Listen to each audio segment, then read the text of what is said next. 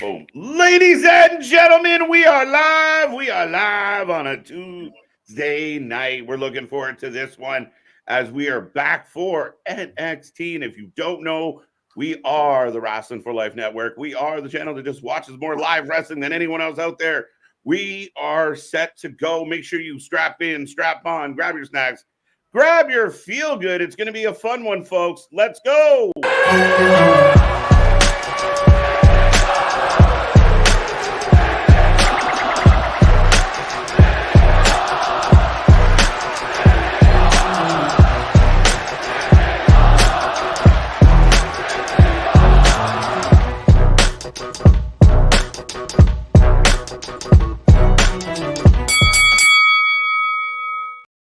Ding, ding. We're live and back at it again, folks. Like I said, we are the Wrestling for Life Network. This is another live stream, and we are ready to go with NXT tonight. Lots to talk about, lots to get into. A really good-looking card, including the four faces you see on the screen as Alpha Academy are going to take on the Wolf Dogs. So it should be a fun night. It's going to be a good one. We're going to talk all about it. Get in that chat, hit like, click all our links below. Be a part of all the fun. Don't forget to subscribe. And without further ado, I will remind you, I am Mr. Every Night KJ White, the Iron Man of YouTube, and that is Mr. Big Ladies and gentlemen, boys and girls, children of all ages, the Wrestling for Life Network proudly brings to you its YouTube tag stream champions of the world, the Every Night Delight KJ White. I am Big Nick, and no one outside of Otis's mother, sir, has ever called that man good looking. Well, I mean, somebody's got to love him, right? Somebody call my mama. I mean, he's got a pretty good track record, a pretty good resume, to be honest. Now it's going to be, is it going to be between him and Trick, and we're going to have a love triangle over Last Legend there. There we go. There we go. Well, I mean, Lash didn't exactly give in, still playing the heel, still loyal to Metaphor. Playing hard to get. Playing hard to get. Well, loyalty is a thing. Loyalty matters in this world sometimes.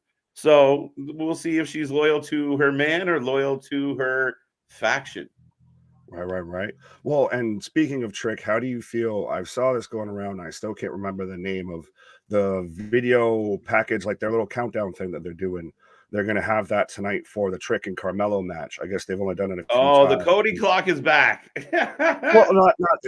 It's like a special little mini documentary, like I said, like a countdown, like how the UFC does like the countdown. Oh, they're doing their little like the stand and deliver setup. Yeah, no, that's actually really cool. I like how they do it. WWE Prime Target. Thank you. Prime Target. Prime Not Target. The bullseye. Not the bullseye. Close. Same. We'll accept that. Right. But yeah, no, it should be very good. I mean, I'm looking forward to it. I like what they're doing. I'm excited for Stand and Deliver. I know we talk a lot about Mania, but Stand and Deliver is shaping up to be a really good show. Oh, absolutely. Well, I pulled up the card earlier. We have 4 matches so far announced. I feel like we'll maybe get 1, 2 more added tops because right now we've got Ilja versus Tony for the NXT Championship. The Wolf Dogs taking on the winners of the NXT tournament for the tag titles, unless they lose them tonight. Is tonight a title match? I can't remember. Yes. So unless they lose it tonight, but I doubt that's going to happen. Then we've got Trick versus Carmelo. I'll be surprised if there's not a stipulation, but then again, a straight up singles match between them I think would be phenomenal. Yeah, I think it's a setup match for sure, right? And then Lyra versus Roxanne for the Women's Championship. Yeah, which I think is going to be a fun match. I'm really looking forward to this. A lot of questions going into this one. This could be, Roxy might get her belt back. That she never lost. Sounds like somebody else on another show. Right. Or somebody had to turn heel to get their belt back. Right. Well, and we still got somebody else even hanging out last night that never really lost the title that they had in the bag, right? Right. Well, yeah, no. So we're going to be rolling along. We're going to get into all this, folks. I see the chat filling up already. We will talk to the peeps. We are about 10 minutes away from showtime. So once again, make sure you hit like and subscribe. Be a friend, tell a friend. Anywhere you know they're talking about wrestling, drop our link. Let them know about the Wrestling for Life Network. We're about to hit 4.1K subscribers and climb into our next target of 5K. We'd like to do that as soon as possible. So like we said, let somebody know. Absolutely be a friend, tell a friend. I was starting to go into somebody called my mama. Absolutely. We're already starting to outpace the WrestleManias here. We're going to be at 4.1 before they hit 41. So let's see if we can keep outpacing them and just start growing that lead there. Right. Now, you weren't here at the very end of Raw last night, so I'm curious what's your take, what's your thoughts on the beatdown that has been heard around. Bravo. Grazie. That is just cinema. We were talking about this earlier before we went live a bit of that's one of the best Monday Night Raws, top to bottom, start to finish, that I remember in a long time. And especially when we're here doing this live, to get something like that, it's so good, so good.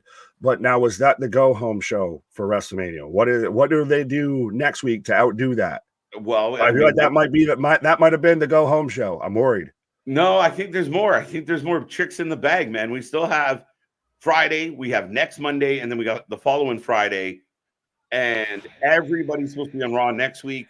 I mean, we could get an all-out just war. Like, we could have Jimmy and Jay and Seth and Drew. And that's when I miss JR of like the battle lines have been drawn, folks, and you just have them all. It's just a clusterfuck at the end of the show and everything like that. Yeah, everybody wants to fight everyone. Everybody's pissed off. There's crossover hatred amongst the peeps.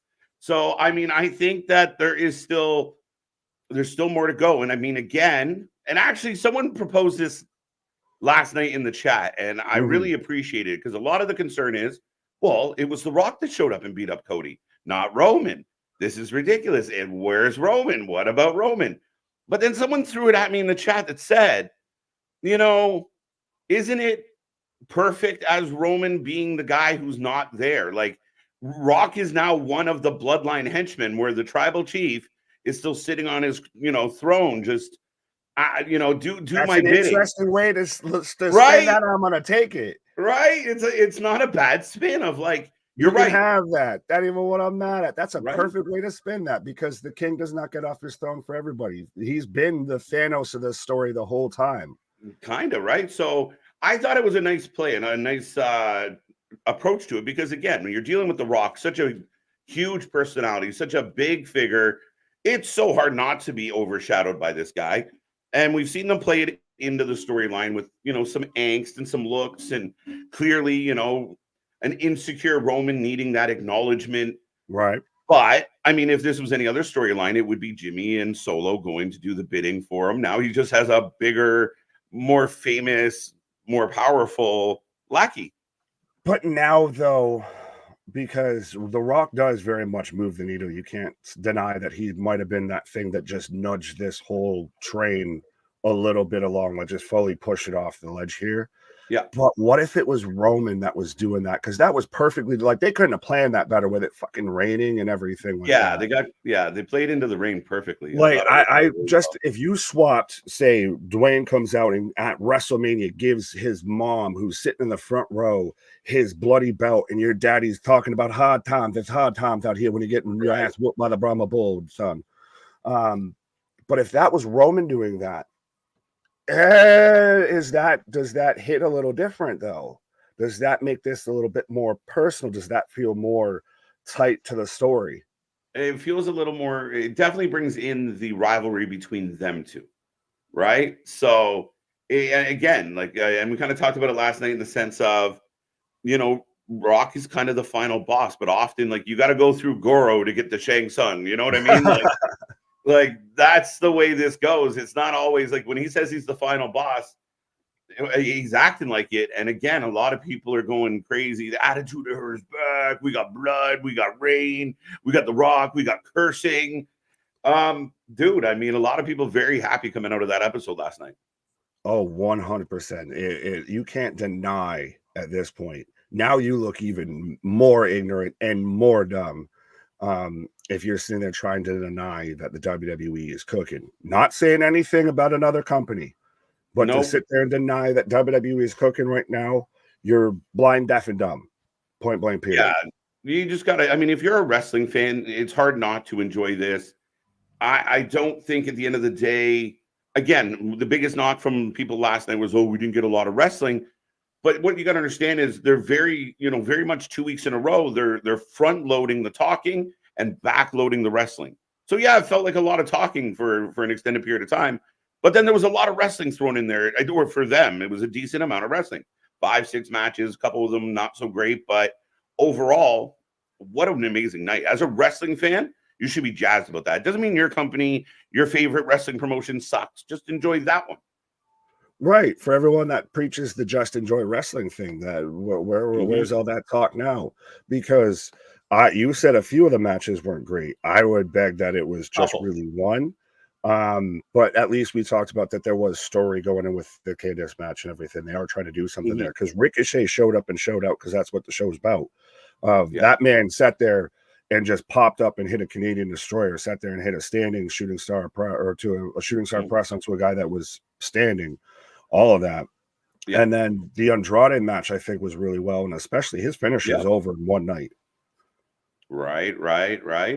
No, I mean, I completely agree. And I again, like I said, a couple matches that didn't click, but I even said with the Candice thing of, the match sucked. I'm not going to defend the match, but there's a lot of people out there, they don't do anything with Candice and they don't do this. And well, now they're trying to do something with Candice. So enjoy it. Right. Speaking of enjoying things, Bradley enjoys us becoming a member for 5 months here, saying GCW, the block is hot, was 8 out of 10 for me. I'll have to try and catch it. Nice. See, Money's in the house. Really looking forward to Dijak and Shawn Spears. Very interesting match tonight. War Dogs versus Otis and Tozawa. Should be fun too. Looking forward to Shawn Spears versus Dijak. Good to see you, Damien, Christopher.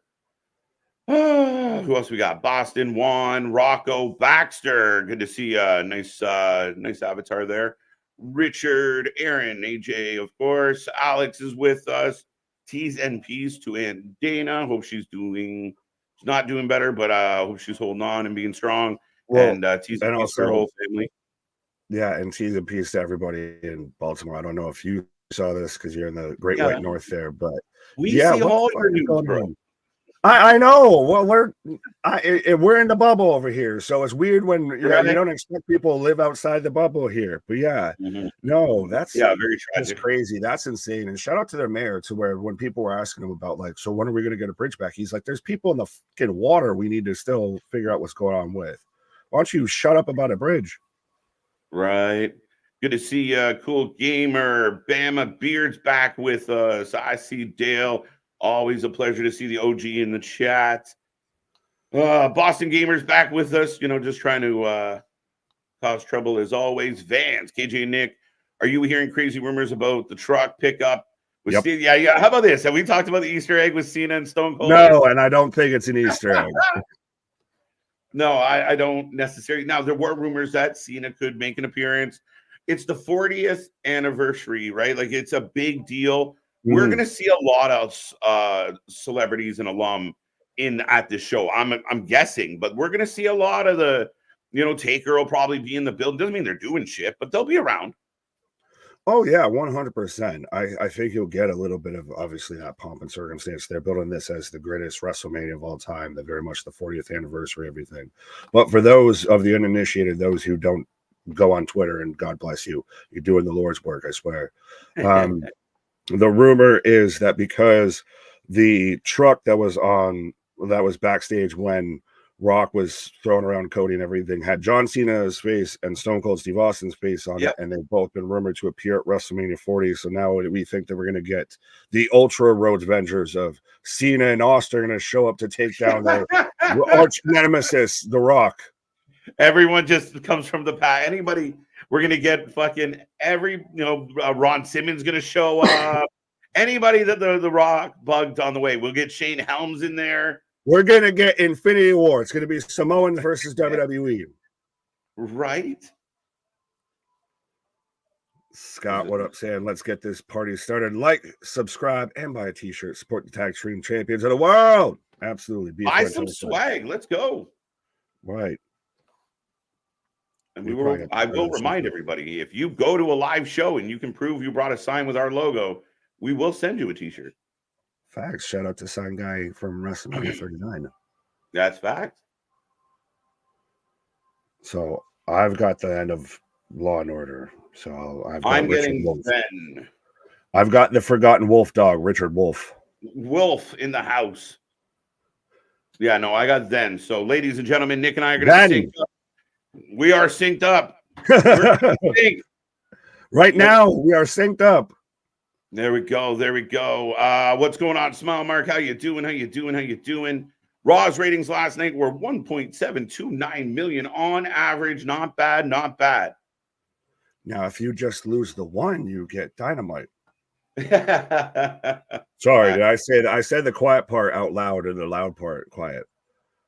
Right. Do you think Cena will have a last-minute match at Mania? I don't think so.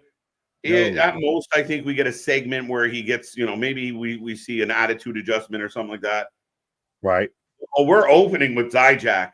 I was going to say, well, we're going to have to resync because my stuff froze right at the start here. I just got the WWE logo just chilling.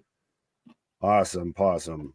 Well, ladies and gentlemen, the NXT is kicked off, and we're opening the show with Dijak. Yeah, we got the Dijak in it. You need to do it. You need to be a friend. You need to tell a friend. You need to hit that like, share, and subscribe. This is the best channel ever. Yeah, do it. It's amazing. It's fantastic. It's wonderful.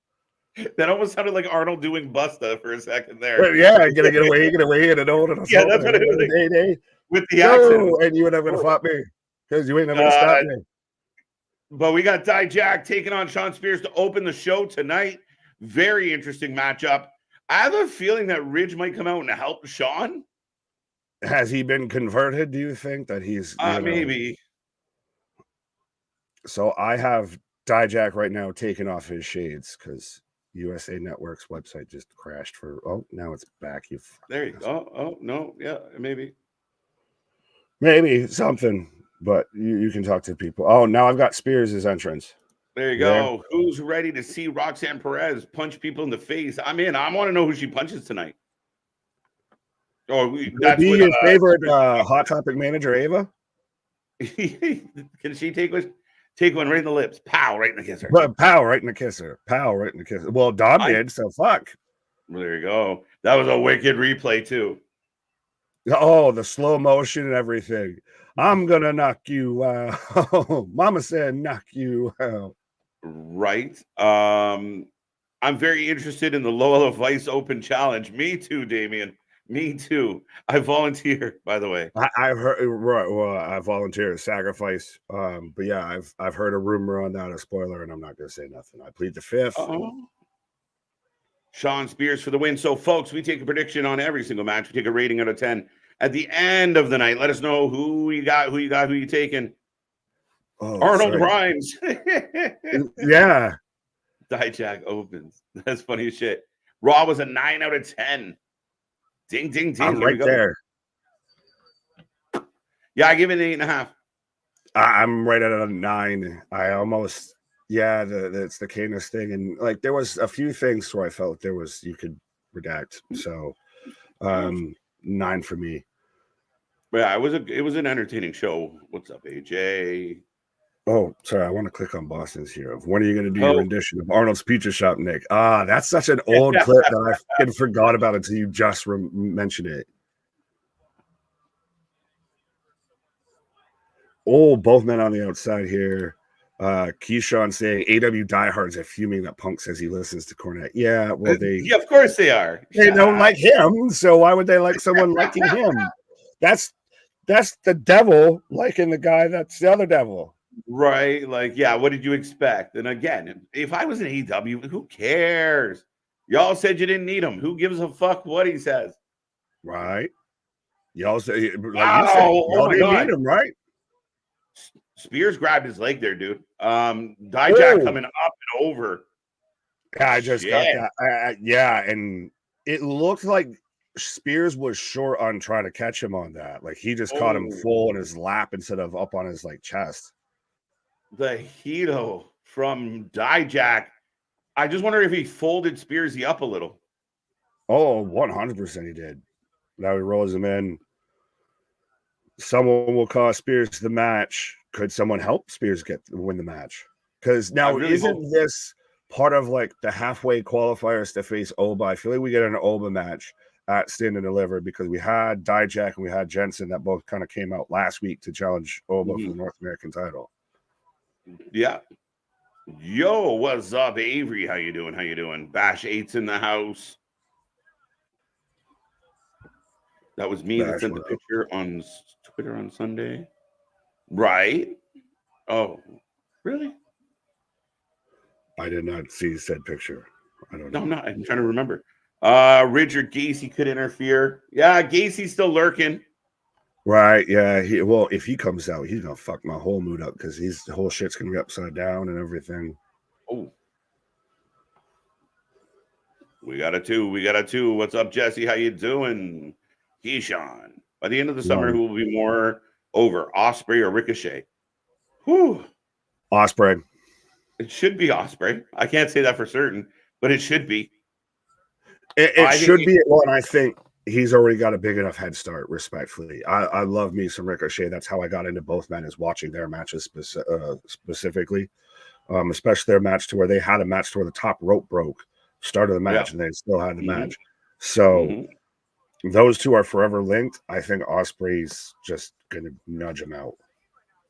Yeah, and then I expect Osprey, because if I was booking it, Osprey would win the world title at All In and blow the roof off that place. So we go right to the him versus Swerve at Wembley, because that's been a long rumored match.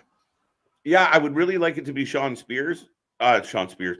Swerve Spears, Sean Strickland. The other SS in the chat. Yeah, no, I'd really like it to be Swerve, but I the booking's a little wonky. But yeah, Swerve versus Osprey at All In. Take my money. Wow. 100%. Dijak up suplex. Top. Oh, I just got the suplex, so like a hiccup. Holy shit. Holy shit. Yeah. Now that was this what Dave was talking about with the double standards of Dwayne can swear on Raw, but they can't say holy sugar honey iced tea on NXT. Right. Yeah. Dave can go away now. Dijak for the win. Never fear. What's up, Larry? Oh, there's Gacy. Looking like Cabbage Patch cocaine. Cocaine. That's hilarious. My YouTube TV is lagging and delaying at the same damn time. Shit is wild. Yeah, trust me, my guy. I was bouncing between the USA Network web browser and YouTube TV because I use that. So I was bouncing between the two, and I'm like, help me. Codebreaker.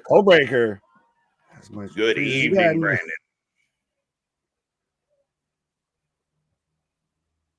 Gacy took a chair. Yeah, and it just disappeared again. Right. I don't know. I don't know if I love or hate this Gacy shit. There's part of me that's like, all right. But then there's parts of me that are like, all right, we're being too silly. It's Cabbage Patch cocaine. That's just the name of it now. Yeah. This is gonna stick now. It has to. That needs to be, if we ever, speaking this into existence, if we ever partner with a vitamin company, that's going to be one of the first. one of the strains, yeah. And it's hilarious because I meant to say Cobain, but hey, Freudian. Casey's tweaking. Yeah, that's my point. Scott Rizzo giving praise to the belly button GM. Yeah. What was that called? It was something naval. Last week there, because you're obsessed with just the fact that she keeps having a midriff showing.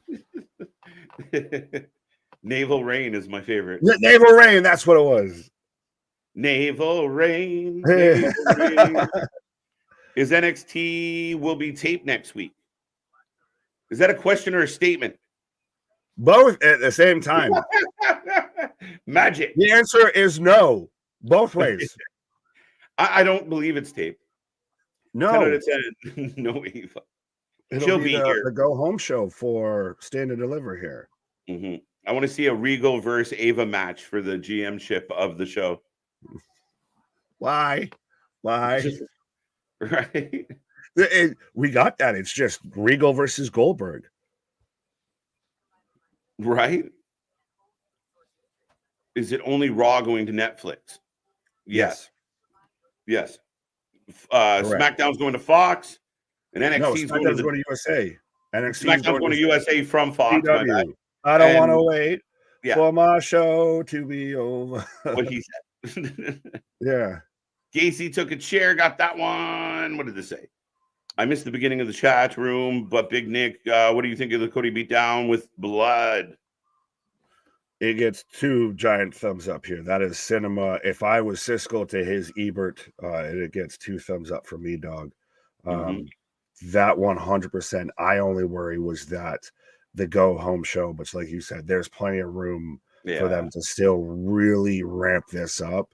And I want to see The Rock come out night 1 WrestleMania with that bloody weight belt and hand it to his mom just to infuriate the fucking ever-loving piss out of one Cody Rhodes. And doesn't Dwayne know once you make a Rhodes bleed, they like evolve into their like higher form? They go like Super Saiyan and poetic. Super hard times. Right? How poetic. We got lots to figure out. And I mean, 3 more shows. I think they've done well. And anybody that wants to tell me that the build for this has not been good, I would love to hear it. I would love to hear that. Yeah, show your work. Don't just say shit to say shit, because that's what Ronda Rousey is doing. So you can't take her grift. So you need to show your work when you can say something like that, I feel. I hope that Dempsey defends the cup at Stand and Deliver. I honestly don't care if he does. Well, like I said, we've got 4 matches so far. I feel roughly we'll get 6.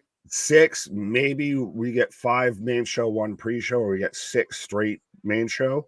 So I feel like we might get 1 or 2 added. Like I said, I feel like we're going to get an Oba match probably added. We maybe get a Heritage Cup match added as well. Clothesline up the top from Dijak. This is awesome. Good start to the show, that's for sure. Oh, absolutely. Naval in charge. In the naval. Sergeant Naval. I love that when you're like, I was thinking for half a second, because I was like, how can I make a Major Pain joke and involve that? But I'm like, well, it's not going to sound perverted. What we have here is a failure to find a proper wardrobe. Big clothesline by Dijak. Regal should Peter. I always kind of halfway hate that, though, where the guy already is halfway taking a back bump before the guy hits the clothesline. Like, it's just the timing of it. It's like you're already falling as he's landing on top of you. Oh, bro. Do you hear the crowd with these claps? This is, again, for everyone of the other 3-letter promotion, when you don't do chops in every fucking match, they are a lot more impactful when you do them in a match. And selling matters. Right. This is a fucking great match to start NXT tonight. Roll through two go. I want no contest and then like run it back at Stand. Well, think about it. These are 2 guys, respectfully, that would be two count that would be on your main roster if you already didn't have the stacked main roster that you have. Not bad. But this is when it goes back to when people say the other company, it's about the in-ring, not about the entertainment. Well, then your in-ring better fucking deliver. And that's like, give me a match like this. Right. Oh, sorry, Boston saying that chop sound was filtered in and said AW fan. No, I think especially with them doing a smaller venue, those echoed. Like you get that different sound. But you could hear the crowd going with it. Like more and more people started gasping and cheering with each clap. It was a real nice, because you said that smaller venue, what a good feel to it all. Like they were right there, like, oh. NXT has done the best job of rebranding, recreating, reenacting, I guess, original like old school ROH, to where they had the small venue that consistently, when they would do weekly tapings and everything, consistent small venue that always showed up. You had your diehard fans, you've got in-house stories built and everything. Oh, Dijak missing the springboard elbow. Yeah, I hear you for sure.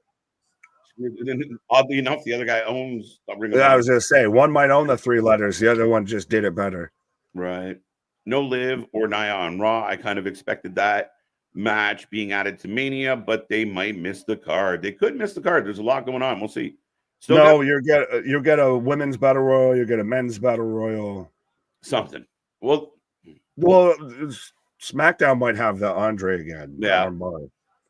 Oh, Spears caught coming off the top. Oh, sit down choke slam. Oh, you're no. I'll let you know when I get there. Yeah, let me know when you get the dose. Battle with the same ring gear. Get in the chat, folks. How you doing? How you doing? How you doing? Two go. I'm right there. Justice is not served.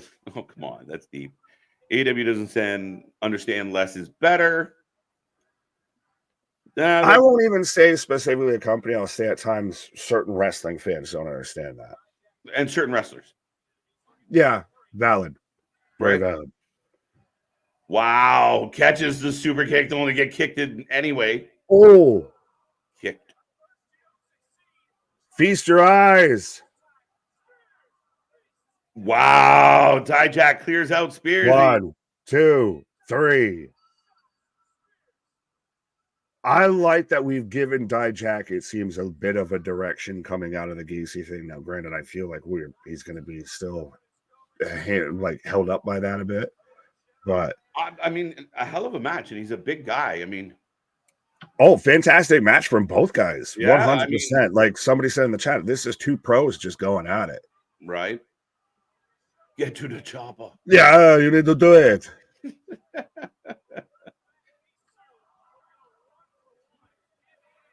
I love all Spears in wrestling. Goldberg, Edge, Bobby. He's naming all the Spears. But he didn't name Shawn. Yeah, what up with that? Right. I like how everyone's 0-1, 0-1, 0-1, 0-1. Yeah, you need to get to the chopper. You need to get to that loser bracket. Yeah. And Cabbage Patch Cocaine just rocking out on the desk. I don't know if we can keep calling him that because we might get in trouble with somebody. Roxy out here just with a pair of scissors. Shout out Max Caster, I guess. Right.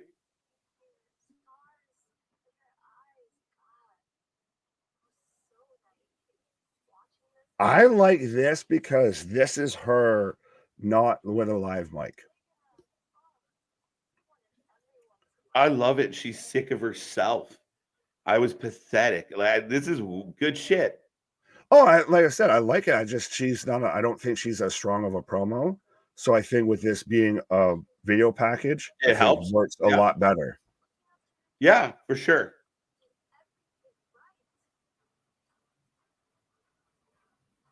She's dead.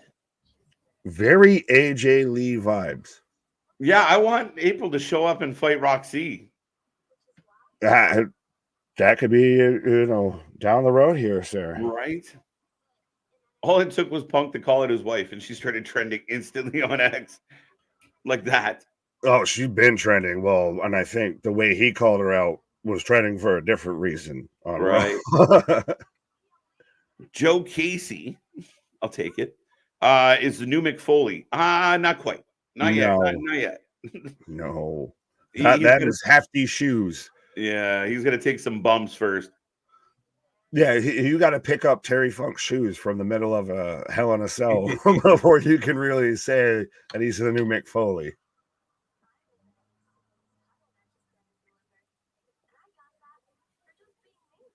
I got that for just being me. What? What? Oh, I was saying no to him at the same time you were laughing. No, I was just reading. I was just saying Roxanne's line. She just was saying, I got the match at Stand and Deliver for just being me. How do you feel about this nonsense? This is just further my notion that Roxanne is just a Wish version of Bayley. Same exact path, except Bayley was a babyface way past her NXT career, in years into her main roster career, then went heel.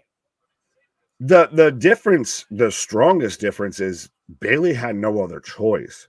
You had ran that babyface gimmick into the ground to where she looked like a joke. She looked sad. She looked pathetic. She couldn't swing a kendo stick and everything.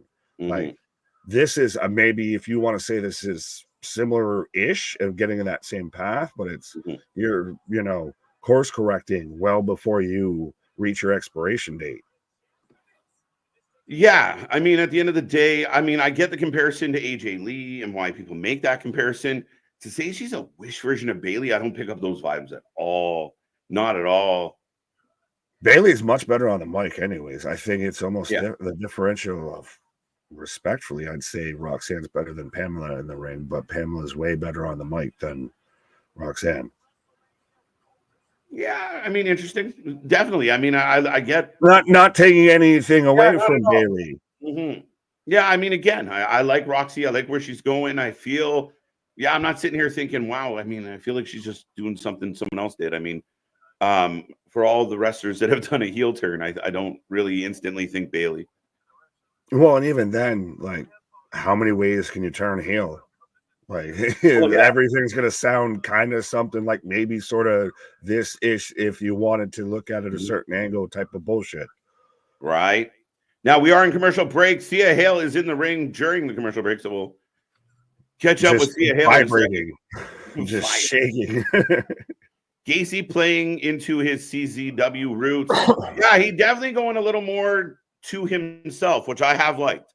But he's got to do some stuff. He can't just keep running around being weird and losing. We got to come up with a plan here. Right. Roxy versus Candice in a heel match. No, heel on heel. That's terrible. Right. So AJ saying he's completely turned. He likes the new Roxy. I'm a fan. It's really showing that these women are actually able to use NXT to develop their characters. Like, even Lyra, Bird Lady, that's all she was before. Now she's actually got somewhat of a character. Tatum Paxley was the offshoot, the afterbirth, pardon my language, of the Diamond Mine and everything. Yeah. And now she's reinvented herself fully to where she's one of the most over women on the NXT roster. Yeah, I mean, again, and that's how you that's what the fun part, I think, is with the young talent we see in NXT is the evolution. And we've seen we see Bron Breakker take his time to kind of find a groove. Right. Tiffany was the same way. Like, I mean, it's kind of fun to watch them mature and develop through this whole process. Oh, absolutely. Propunzo, let down your comments and high five myself. I like the video. Yeah. Be like Propunzo. Right. Don't miss out. Right. Well, as we're in commercial break, I'll ask you this question. So Mike Santana had his interview with Chris Van Fleet come out earlier today. And he said, well, one guy he knew was going back to WWE already has, and one guy is probably still gonna.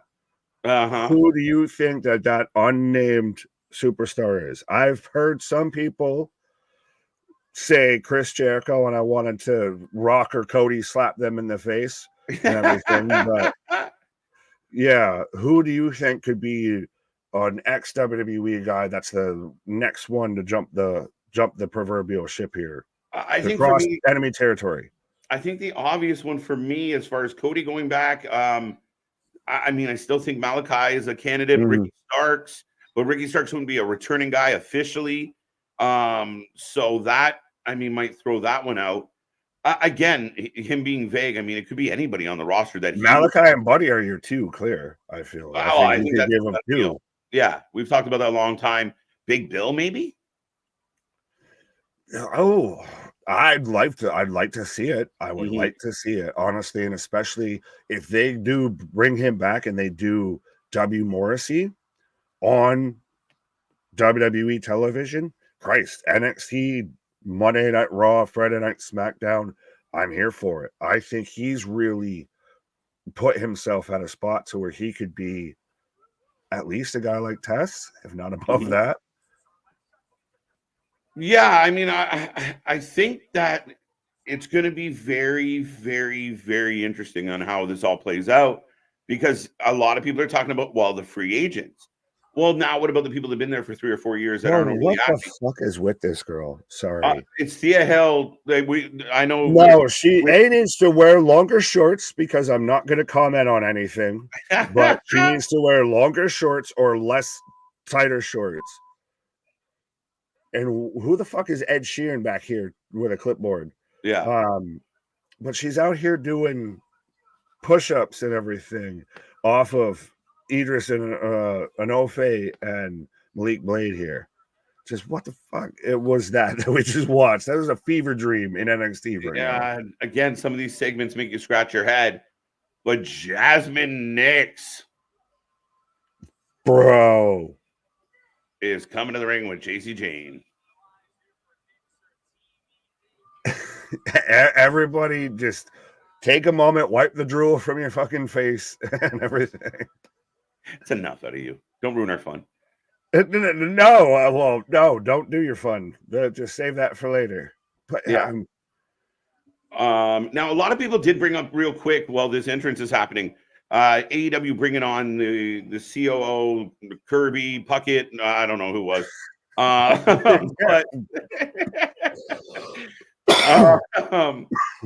But I felt like they announced that back in January, didn't they? I feel like relevancy, Your Honor, relevancy. Yeah, I just saw him up in the chat. I was just like, okay. But again, I mean, the interesting thing for me is the anti-WWE company keeps hiring all the WWE people.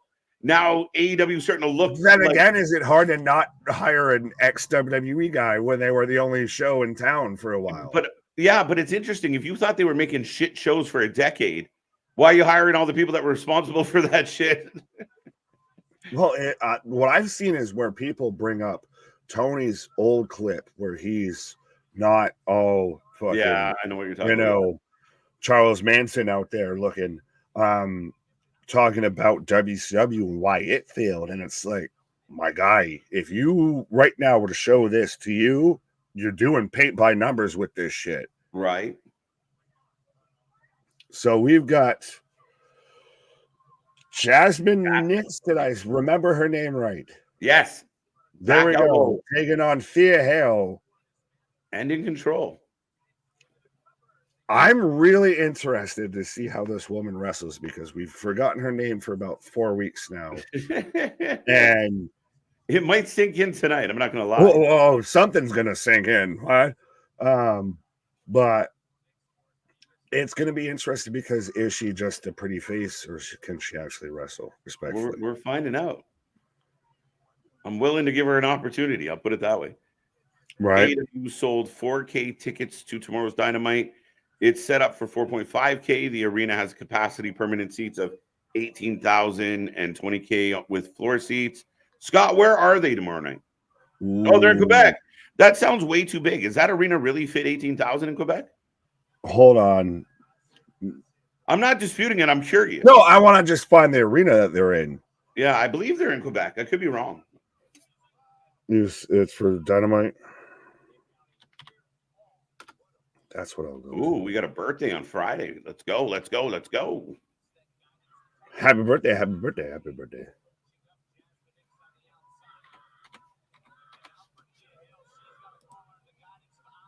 We want Jada. Well, spoiler alert. Did you see? I think Jade was at the Atlanta Hawks game. Anyone can correct me if I'm wrong, but she was saying, tune in to Friday Night SmackDown. Some big shit's about to pop off here. And especially with Jade talking about it. Here? Sorry, Nick. No, they're in Mass. They're in Worcester, Mass. Oh, they're in. Okay, I thought they were still in Canada. My bad. Ignore me. No, they were in Mass because of big business. Yeah, but they were in Toronto last week. Like this week, they were in Toronto. I'm trying to figure out where. Oh, that's for the third. Never mind.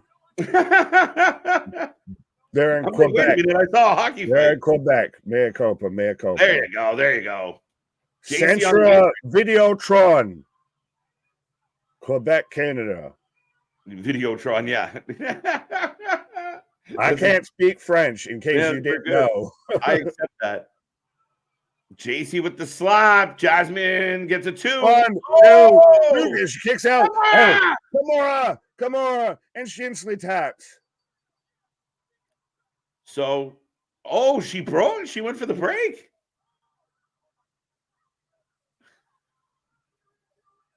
Yeah.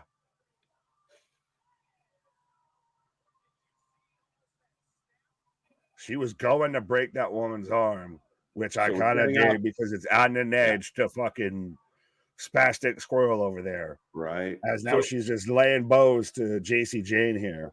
Oh, more heels. So we might get like a babyface 4-on-4 at Stand and Deliver. The babyface heel battle.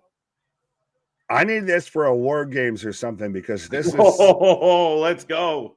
Bro, well, if there's ever been a faction that could have been called the Submission Sorority. So Kalani's here. I don't know if Fallon Henley's wearing pants or if she's just that tan. Yeah, facts. I'm hoping for the latter. The spray tan gods have done wonders on that woman. There goes Izzy. Might have held on a little too long for that on that skin the cat, but she all right. But hey, at least Jazmyn Rinks, we've established that she can at least somewhat halfway go here. Absolutely. As we've probably lost all of our female viewership this evening. Cat fight! Stand and Deliver is Saturday during the Day Mania weekend. Yeah, we go live at 11:30 a.m. and Stand and Deliver will kick it off. So an afternoon show, a brunch with the boys to kick off our Mania Marathon next Saturday. Can't believe it's here already, man, but we're looking forward to it. A weekend full of wrestling, as always. I mean, mostly. It's the most wonderful time of the year. Trust me, we had a whole meeting and everything off screen and everything. Planning our whole schedule out and everything. It's the funniest thing to announce to people. We had a meeting. I'm just saying, we're going to be here covering anything that whole week from Christ, now you made me fucking lose my train of thought. From Bloodsport all the way to WrestleMania Night 2, we got you covered for all your pro wrestling content. Right. Oh, so this is Prime Target. So Hardy's at Mania. Any thoughts? Nah. Too soon. I think they're the least of the three options. Dudley's first? Maybe.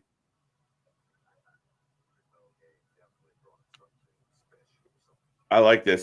So right now we're getting a package on Trick and Mello setting up their big match at Stand and Deliver. I think potentially could be, if done right, a match of the year candidate. Oh, absolutely. I think that this has strong enough the potential here. Mm-hmm. As we've even got Booker out here giving his 2 cents. Yeah, this, like I said, this is very much reminiscent of, if you watch the UFC's, like the countdowns and everything that they do before their pay-per-views. Yeah, it's going to be crazy, Boston. We can't wait for it. Stand and Deliver is going to be a big part of it. We're going to have some games, some prizes, some activities, some fun. We go live at 11:30. We do not turn the camera off until all the wrestling is done that night. So somewhere between 10 and 12 hours on Saturday.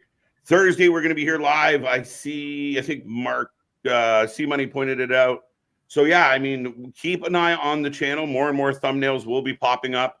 We're doing Bloodsport next Thursday. We will be here live Thursday afternoon for that. Friday, I think there's 4 shows on that we're going to try and keep as many eyes on as we can.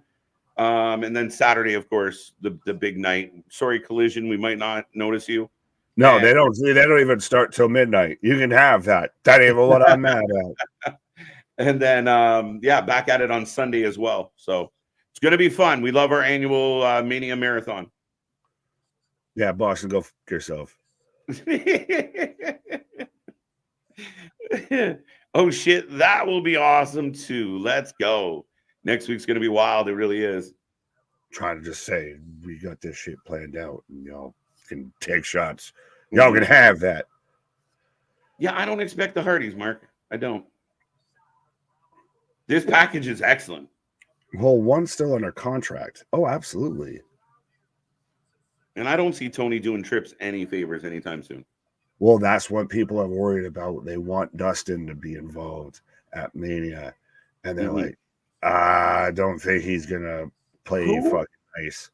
Who was it they wanted a part of one of the shows? Oh, Billy Gunn. But he had to, they wanted him to have like the t-shirt, and like they had to make a call out. They had to talk about, they had to mention Dynamite. Like, I don't know. There was all these rules. They're all just the stipulations of an NDA. Just they wanted him to actually talk. Lola. We did miss you, Lola. Just being honest. An open challenge to anyone in the locker room. Yo, this presentation is wild. Yeah, Nick. I mean, again, you watch that. Like, that's going to circulate social media and online. And if you catch that video, you want to watch this match. Oh, yeah. Like I said, to me, that's something I'm surprised that they did it during NXT. I thought that would have been one of those that you air just after NXT, fucking 15 minutes of this, and it's just a hype up and everything in a video package building this match. Or you air that as the pre-show. Well, no, you probably like the UFC cold opens, you release it beforehand to build the hype up. Yep. Yeah, that's something you watch and you're instantly like, I gotta see this motherfucking match. Right? No, absolutely. And I mean, the build for it is great. We know the rivalry. I think Mello puts Trick over. That's my guess as well. I don't see a trilogy Mello call up after Mania. Sounds about right. I'm kind of on that board. I think everybody's on that, ship there. I feel that seems to be the clear point target here.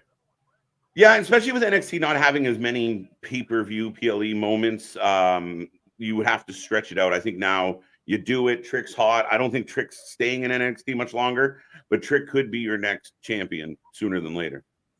Well, could Trick be one of those guys that jumps without winning the title? There's few, but could he be one? Right. Could be. Shipping wishes and caviar dreams. There you go. I like it. Carmelo Hayes, mandatory minute-by-minute collision updates. It's going to be so funny being like, oh my God, whatever's happening. Jay and Jimmy are going toe-to-toe.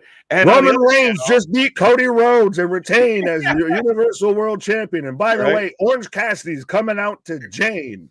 Yeah, Orange Cassidy in a one-on-one with Riho tonight. Right.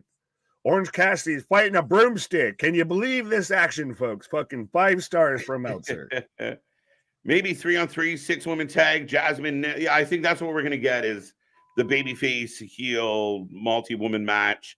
Good chance for a bunch of them to showcase who they are, especially with like Kalani still relatively new. We still struggle to remember the names of Izzy and of Jazmyn. Because they sound like stripper names. Respectfully, they sound like stripper names. But I like this, though. Does Jazmyn potentially miss? Like, could she just be at ringside there? She plays the heel move because she's selling the arm. She's got it in a sling and everything. And then she, hits it mid-match, whatever. Because it'll probably be Thea Hale, Fallon, and Kalani versus JC, Kiana, and Izzy. Yes, that's what I agree with you. Especially I like how that was like a test if I could remember all the names. All right. Apparently, the cage match rating for Raw last night was through the roof. Well, there you go. If it's on cage match, it's legit, folks. So you heard it here. I won't stand for this bullshit. Right. My baby Nikita. Nikita Lyons open challenge. Nikita's been on the shelf and on the shelf and on the shelf. I love Nikita, but she's been on the shelf. I'm starting to think she just likes being on the shelf. Like, my God, like she'd rather just put out some thought videos and some, semi-inspirational videos of, chase your dreams and say everything that anyone else has ever said positive. And that gets her attention. Like, it's one of those, I'm starting to question how much she really wants to be there because she keeps getting fucking injured and she hasn't improved. Once she hasn't improved, and then she turns around and gets fucking injured in a week. I think obviously how hard it is for her to to get better when she's consistently not able to train. I mean, she's been an Instagram sensation, but I mean, at some point she's got to have some durability. I'll take an in-ring sensation versus an Instagram sensation. I think so. But we got the Alpha Academy. Well, so you were saying about Jensen's mullet there. Otis looking a little thin up on the top there, my guy. Right. He might be installing a solar panel or something. He might got a crop circle up there. LOLA. Lola. Holy shit. Don't be Lola Vice coming to the ring. Oh my God. I'm still Lola from the block. WWE Next Gen, yeah. A little streaming series you're going to do. It looks interesting. Going through the NIL process and some of the tryouts. It looks real fun. Yeah. Because we actually have me and the missus have a Roku TV set up in the bedroom. Roku. Oh, right. So it's on the Roku network or whatever. So I'm interested to watch the tryouts there and see what happens.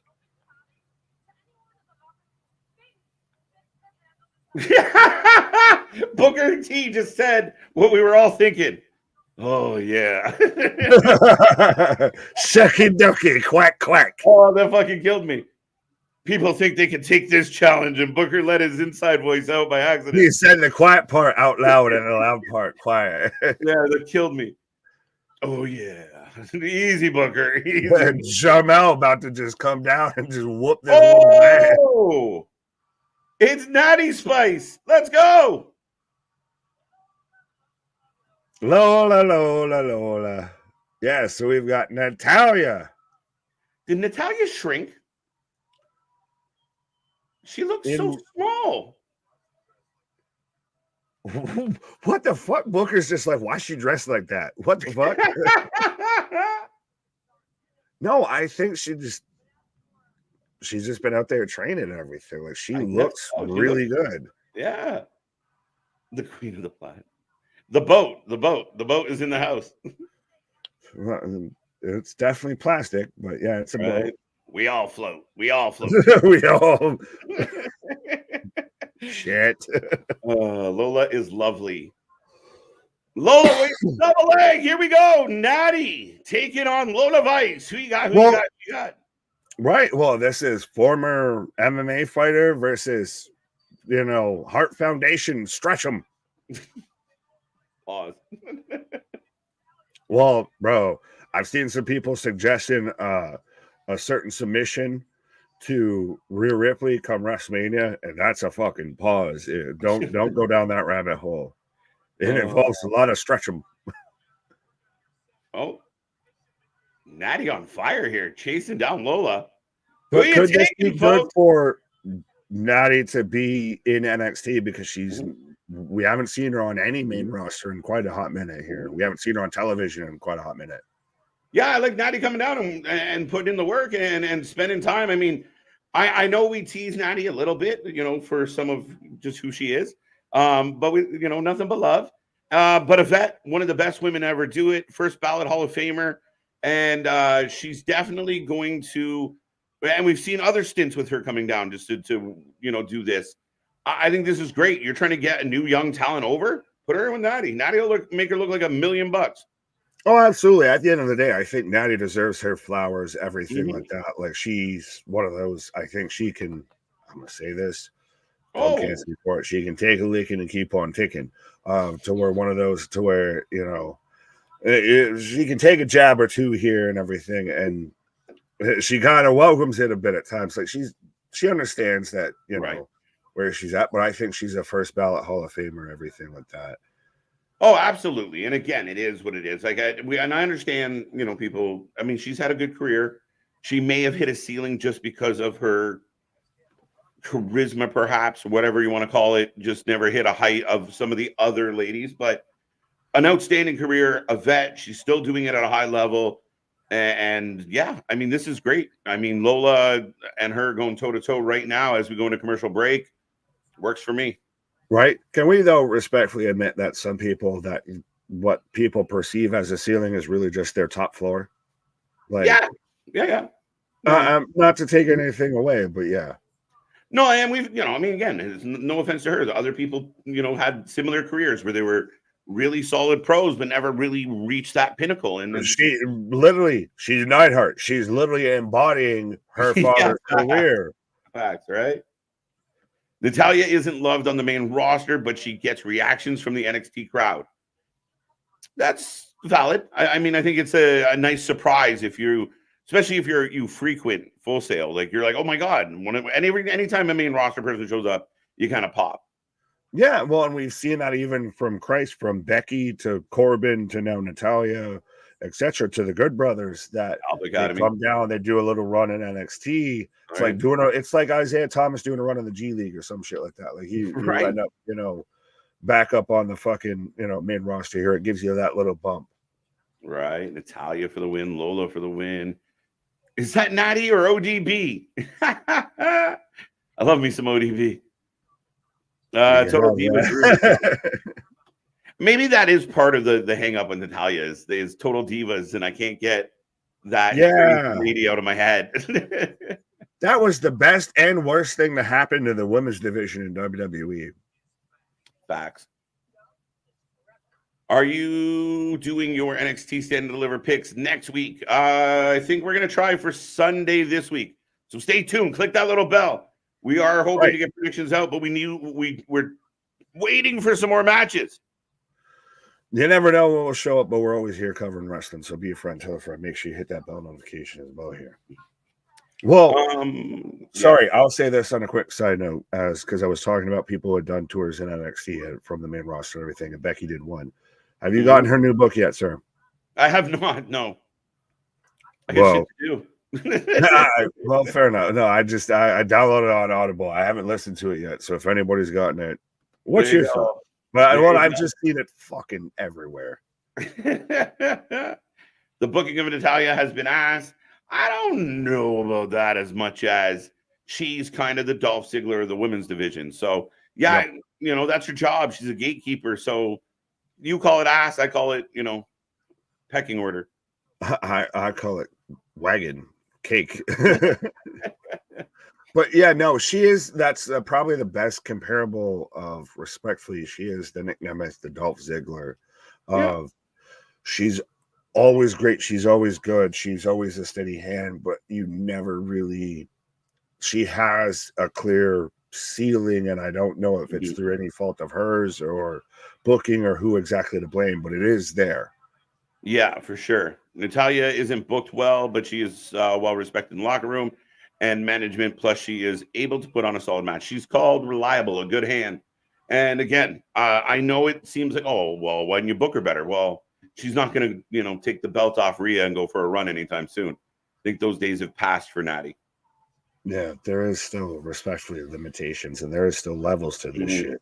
Trust me, we know this on our shit. There is levels to this shit. As we're back in action, as Natty just firing away on Lola in the corner. Ooh. Oh. Unless you're Dana Brooke. What? Well, she's out here selling perfume of Ash by Elegance in TNA, so I don't know what you're trying to get. You never hear anything bad about Natty. Facts. Christ, her husband, her hubby, that I combine husband and hubby into one word. Right. Is one of the best agents backstage, TJ. Yeah. Juan Jackson says Total Divas is Vince's fault. I guess. I can't see. I love this though, because everything of the past is going to be Vince's fault. Mm-hmm. Oh, Lola getting the submission attempt on it looked like a heel lock or heel hook as Natalya gets to the ropes, and now I like how she punches, man. A legit fighter. Yeah, but that's like I said, we were talking about Nikita. She's the fucking Steven Seagal of wrestling right now, is starting to become that. She just everything just looks like she's supposed to just be good at martial arts, but she's really not. Versus Lola, who's out here with a spinning back fist that just looks clean. Eddie Kingston, eat your heart out. No, Eddie, I love you, but for fuck's sake, retire the spinning elbow, because Andrade does it better than you. Lola does it better than you. There's fucking want to see Andrade's got the best one better than going. you. Hey, wait, who's this? Oh, it's Petrovich. Petrovich. Canadian. So she's got to be loyal to a Canadian as we got a triangle choke. Well, there's been this ongoing feud between them because it's, karate versus MMA. Right. Oh, shaking them hips. Don't get distracted, girl. You distracted me. If I hadn't gotten hurt, if he hadn't got hurt, Tyson Kidd would have been a bigger star after his brand separated. I don't know what his ceiling was. Or how far he could have gone. Probably. He was good though. Oh. Lola fighting off the sharpshooter. Roll through. Two go. She should go. Armbar. This is a good match. Now, did they make reference that Natty trained Ronda here? Oh. Why does Natty get a with the armbar here? Gordon, I don't think she does. What? Natty gets the win. With a face full of ass. Natty had her time. She's booked fine now. Yeah, I agree, right? It's just it's the circle of life, young lions. I wanted to, and I showed restraint. As Natty giving Corbin some love. That's gonna be your little transition. Has Shawn Spears just always been wearing the same outfit since the Pinnacle? Yes. He's out here. Who wears just a suit vest and nothing underneath? Oh shit. Gacy's throwing stuff off the roof. I meant to give that back to you. He threw his chair off the roof. My bad. Oh, the chairman pissed. Oh. You almost hit me. Oba's not happy at all. Bro, that is a grown man. Hey, Stacks out here. Getting a little bit of a shine. Yeah, Stacks going one-on-one tonight. Good Partisan. Too many roll-ups in women. I think we argue that there's too many roll-ups in wrestling. It's actually tapered down a little bit. Yeah, it used to be the running joke of, I used to call it the most devastating move in pro wrestling, the surprise roll-up, and now it's become less and less prevalent. Yeah. You can't trick it ain't easy. Somebody got it in their head that a roll-up saves everybody, and sometimes a roll-up buries everybody. It's not even before we even get to worrying about burying people. It's a flat finish at times. It's one of those. Well, I guess it ties hand in hand of it's just more of it's the nothing finish. It's the milk toast, the bland white bread of a finish. Gacy does have WCW Cactus Jack vibes.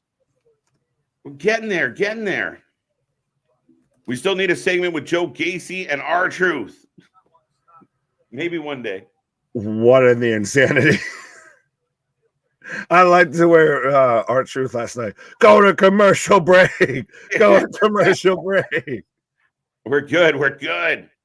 My guess, Carmen versus Lola at Stand and Deliver, and Lola gets her win back. I could take that. I'm okay with that. But it's going to be interesting because we've got 4 matches already for Stand and Deliver. Obviously, Triple H WWE is normally not of the Tony Khan mindset of we'll put 14 matches on one show. Mm-hmm. So I feel 7 seems to be the cutoff for one night of WrestleMania. So I feel 7 might be the cutoff for one show of Stand and Deliver. Mm-hmm. Yeah. So we've only got maybe 2 to 3 matches to play with. Yeah. Yeah, no, I think that, again, it's been less is more from the WWE as far as their PLEs go. Some would argue maybe a little too less sometimes, but at the end of the day, I think quantity over quality any day of the week. Yeah. Well, quality over quantity. You said What did I say? You said quantity over quality. You did it to AW. You were quoting Tony Khan. So I was quoting Tony Khan. Reverse it. Yeah, no, definitely want the quality matches. And Tony's got a bad habit of overdoing it, which we know. So hopefully, we'll see. I mean, I'm all for Lola and Carmen. We'll see how that works out. Well, it's like with anything of, you're eating your favorite food and everything like that. Would you rather have, a little bit extra? Would you rather have too much that by the time you're halfway through it, you're sick of fucking eating it and you don't even want to finish the good parts that you save towards the end? Right? Absolutely. Why does Stacks look like the next big superstar Action Andretti? Yeah, what happened to that guy? Well, Birdman, what happened to that boy? Right. Not Chris Jericho put over people. Yeah, right. Oh, he makes all these stars, Nick. Look at the Pinnacle. Look at the Jericho Society, how good they're doing because the rub with Jericho. Look what he's doing with Hook because, Samoa Joe wasn't a big enough rub. He needs to have a fucking banger of a match with Chris Jericho, of all people. Right. And just to let C Money know, I got Trish Stratus on my TV. So 10 out of 10 tonight, bro. I have George Lopez. So I don't know win. if that counts out of 10 or a pain in my chase. Right.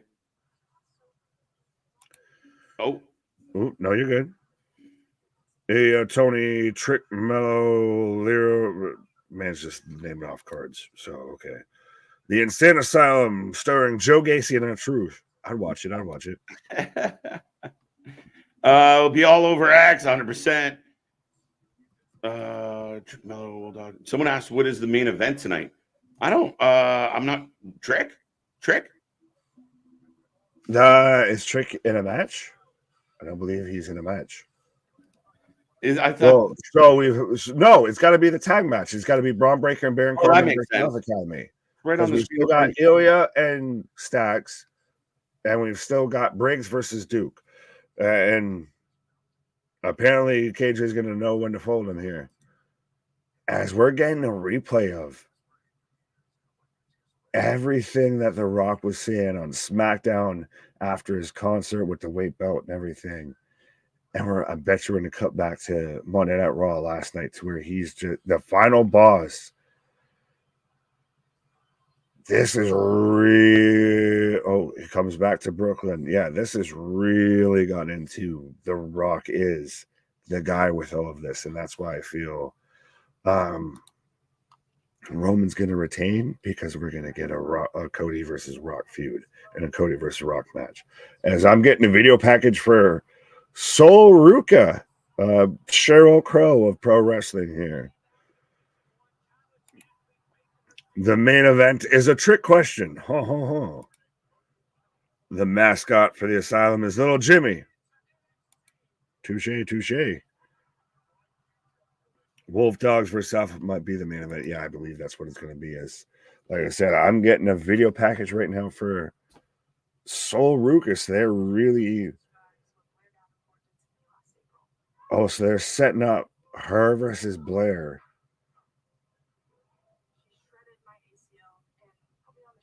She shredded my ACL. And some blurry backstage. Nobody ever saw this footage. So we're just going to ignore that she got hurt on her own. But yeah, at least I like that they're working into a story here. I feel like this either gets a payoff next week or the week after. Like, let's not forget, we've still got stories that continue post WrestleMania because we don't need to have 10 matches on Stand and Deliver, I feel.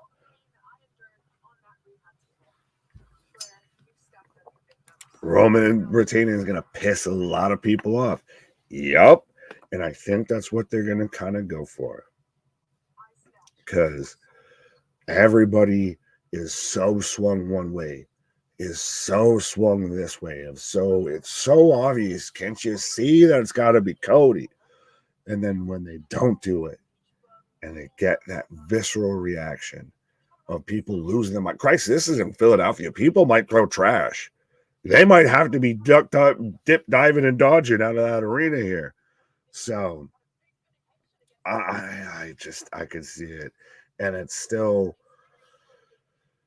blessing and the curse with this whole story, with everything right now in WWE, is you don't know whether you're in the top of the third or the bottom of the ninth on any story, I feel. As we've got B. Priestley getting interviewed backstage, and what the fuck is up with the fucking eye makeup, ma'am? Juan saying, "Yep, I'm preparing myself." The Attitude Era, man. Yeah, well, it's as close to being there, and I feel like everybody like, oh, we just finally got there. Like, no, we've been pretty much on that precipice there. We've already been pretty much there, and I still don't know if we can ever say anything.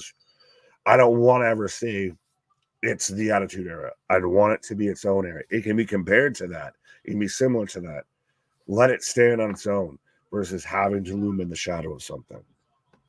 But it's bringing back them vibes. It is very much really showing what the apex of pro wrestling is.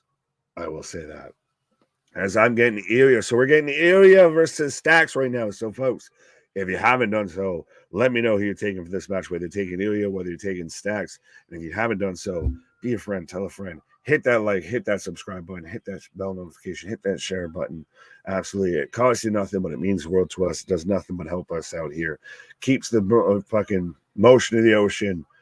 And absolutely, there's nobody out there that does it like we do, that covers more pro wrestling than we do. So be a friend. Tell a friend. If you're talking to anybody out there with pro wrestling, Christ, even just mention us to them. We'll sell them on us instead of pro wrestling. But yeah, anywhere you're out there talking pro wrestling, spreading the good gospel of Wrestling for Life Network. That's what you need to do. Ilja for the win, Dragunov for the win, Ilja for the win, Ilja. Dragunov needs D-pads, Ilja for the win, Ilja for the win.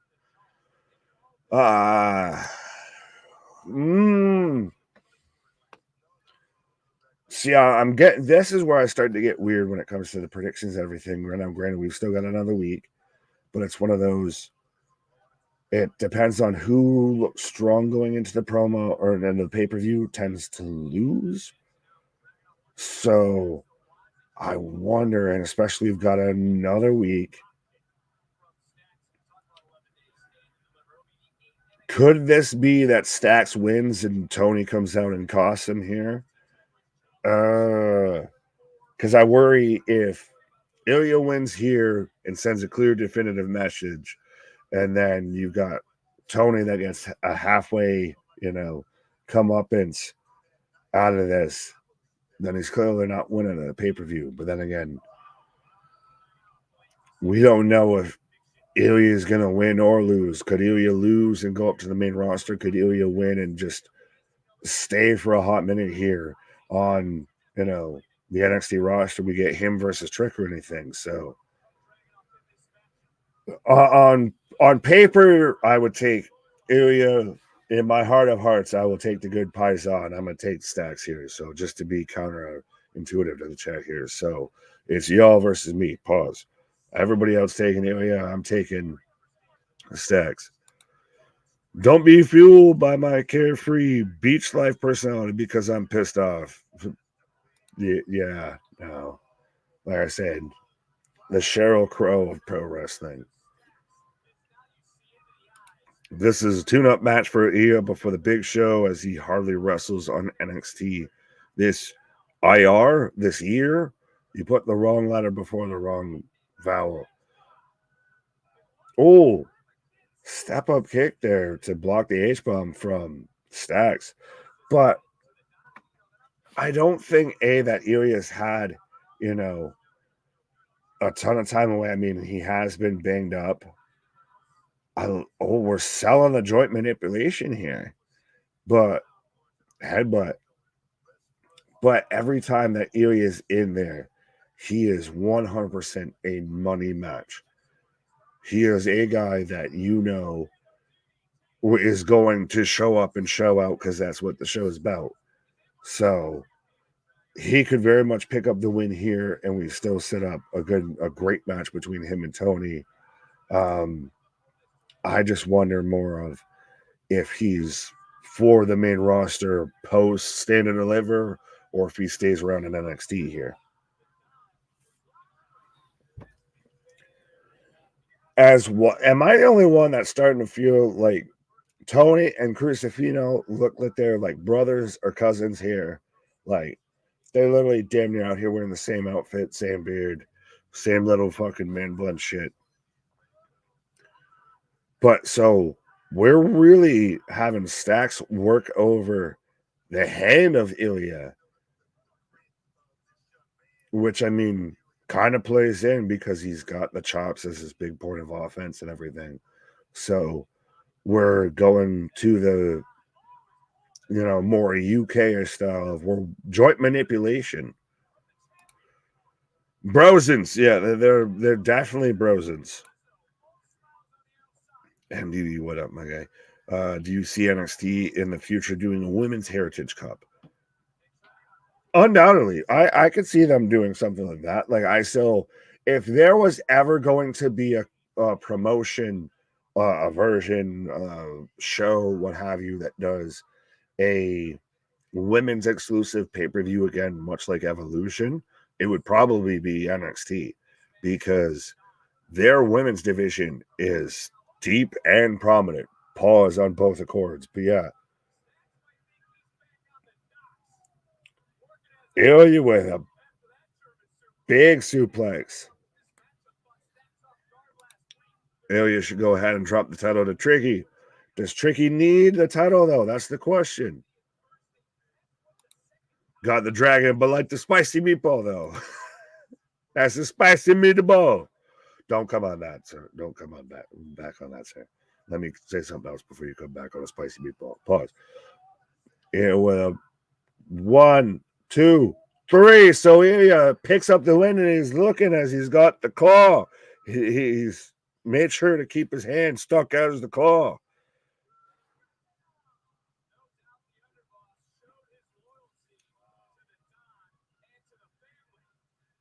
Ilja out here making me think he's missing a fucking digit out here and everything. The man, he's just got the worst carpal tunnel you ever seen.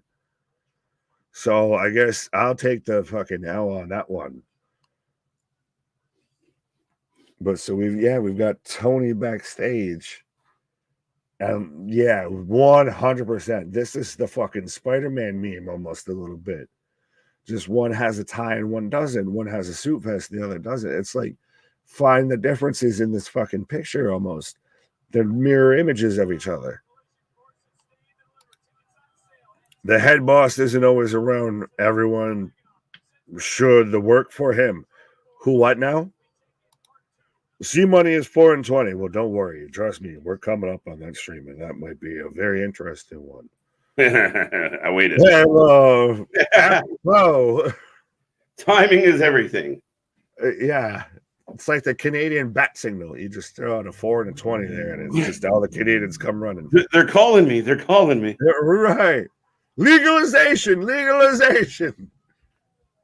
As we've got Trick out here. This is, like I said, just really good, because you're making them feel more than just they're a pro wrestler. Like, this is a person. This is somebody that's invested in. You're playing with that realism. You're playing with the authenticity of it all, and it works so well, Nick. Like, I like it. I want more of this. It draws me in. It makes me interested in the characters, and it has such a good vibe to it. Like, why should we care about Trick? Well, look, here we go.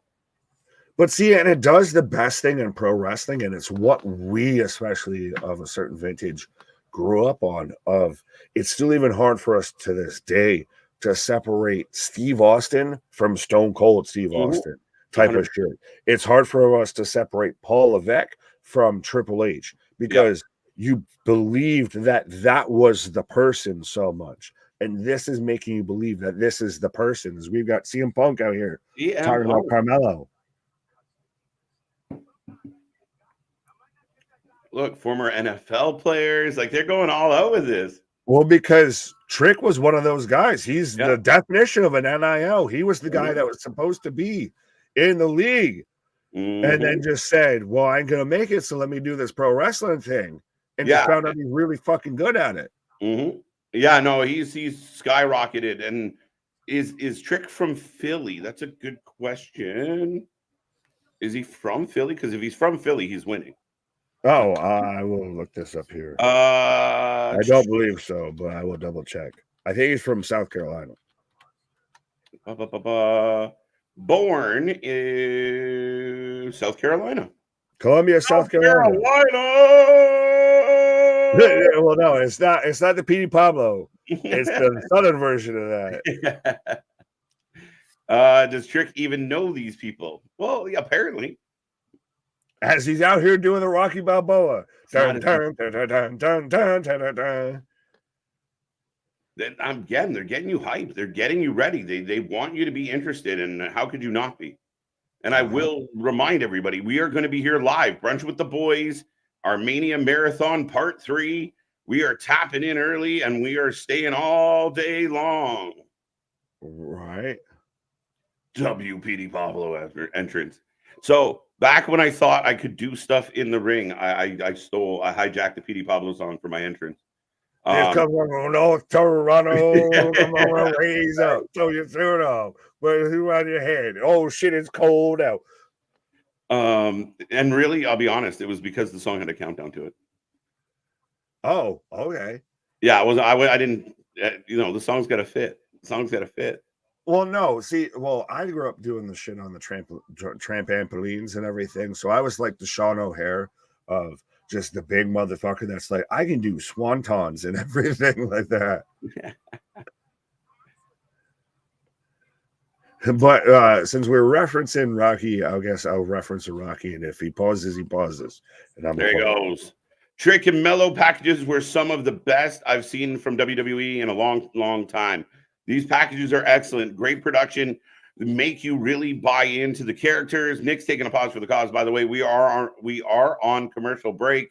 But yeah, I agree, Real. I like this a lot. I hope they do this for more of the fights, more of the matches. Dreams and nightmares. WWE lies about shit all the time, but to keep it kayfabe, they're supposed to. It's their job. It's entertainment. It's a show. Vitamins and cake. Sounds perfect to me. Well, Beyonce has a song called Countdown. KJ, there you go. I'll keep that in mind in the future, MDB. Old man Chucky. That song was not around when I was doing my thing. I can imagine KJ. No, not my style. We had other people for that. We definitely had other people for that. No. If y'all must know, very much in the, I so wanted to be Kurt Angle. So that'll give you an idea of where I went with that. I like Roxanne Perez said that the little girl is dead. Okay. Chris vibing with an interesting choice. But we are rolling along. Of course, Ilja just picked up a win if you are just tuning in. And all night long, well, twice now, we've gotten packages. I wonder if we're going to get a little more about Trick and Carmelo. I think they're building this match phenomenally. Let's see. When's Wes Lee due back? I think he was recently hinting at his return. He could be back sooner than we expect. Could be stand and deliver. It could be post stand and deliver. But I feel like Wesley is close. There's finally a Fatal 4-Way I'm looking forward to tomorrow night between Anna Jay versus Willow Nightingale versus Chris versus Sky Blue. The winner gets a TV. Really? Wait, what? Wait, has this been announced? Okay, Anna Jay is not winning. Willow could win. Sky Blue winning wouldn't make sense. Stat was the former champion. Is this a way to get Chris and Willow to kind of be mad at each other? Is this a way to put that, kind of rub them the wrong way? Maybe. I don't know. This is a weird Fatal 4-Way. And somehow I feel like Willow should be the front runner, because would Willow fight Sasha for the TBS title? Woo! I don't know. Is there a chance we get an appearance from? Yeah, rumor was for a while, Kyle, that WWE was trying to get Sly on the, involved to do something. I could see it being part of like the intro video or something. Maybe one of those, those pep talks from Rocky with some music. I could see that kind of opening Mania for sure. Rocky being so tied into Philadelphia, why not? Like we just saw it. So we're back from commercial. I got Bron and Corbin in the back. But yeah, I mean, definitely would like to see something that I think it'd be cool. Life isn't always rainbows and sunshine. Oh, and the Good Brothers are here. Details in the dialogue, baby. Let's go. Right? Anytime I get asked who in WWE would I want to meet or have lunch with, I say Stephanie. Fair enough. Fair enough. Sky Blue.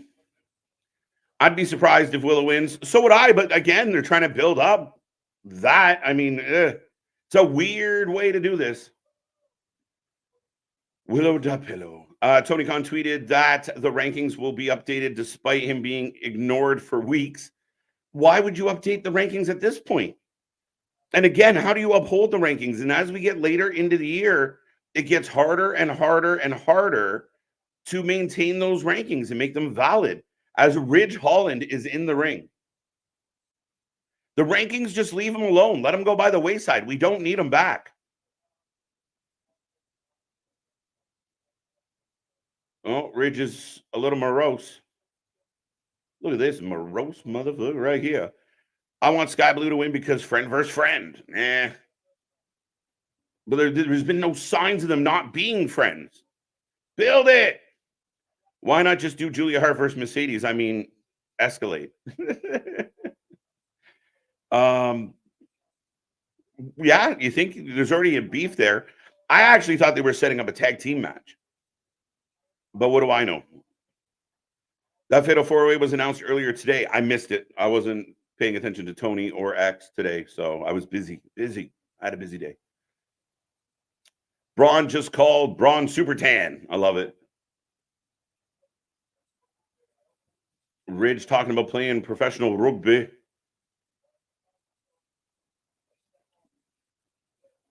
Yeah, good question. Wesley had a serious back injury, very similar to Shawn Michaels' injury. Yes. I think Thunder Rosa challenges Tony Storm at Dynasty. Yeah, that makes sense. I'd be okay with that. I mean, she should have come back instantly pissed off that someone else was holding her belt, but they didn't. They took a minute to get there. I think they're setting up a triple threat, though. Deonna, Thunder Rosa, and Tony. He proved them rankings don't matter. How about Kota got a belt in 2 weeks? Facts. See, he ignored the rankings for a couple of weeks because he had to do some shady shit and then bring them back. So your champion is 2-0, and you got guys who are 7-0, 8-0, 8-1, 8-2. Leave the rankings alone. Facts, Richard. Okay, I'm tired. So why are you on my TV if you're tired? I'm tired, bro. Has anybody really cared about this story with Ridge? No, don't get it. Don't understand it. I thought it was tying into Shawn Spears somehow. It's not.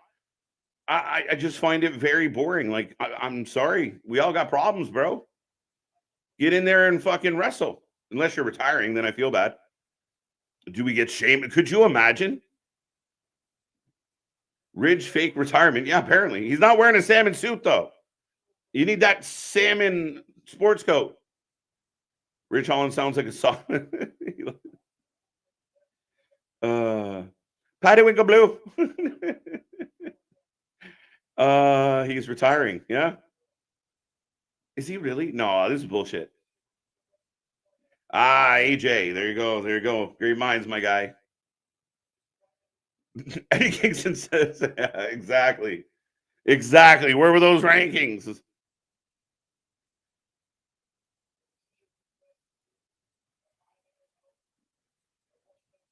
Takeshita versus Swerve Strickland will be ranked number 1 by the power rankings on Dynamite. TK just announced that. Okay. But Takeshka's lost more than he's won lately. Swerve, I mean, should be up there. But does Swerve have to go to the back of the line because he lost? And how does I'm confused because Takeshka lost twice and then won one recently. So I don't know what his record is overall. Chris, I feel that, man. This is long.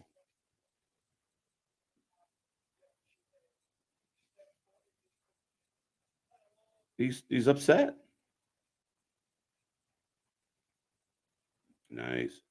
Good evening. How's your night going? How's the show? Show's been pretty solid. I mean, I'm not really loving this very monotone, sad promo I'm getting right now.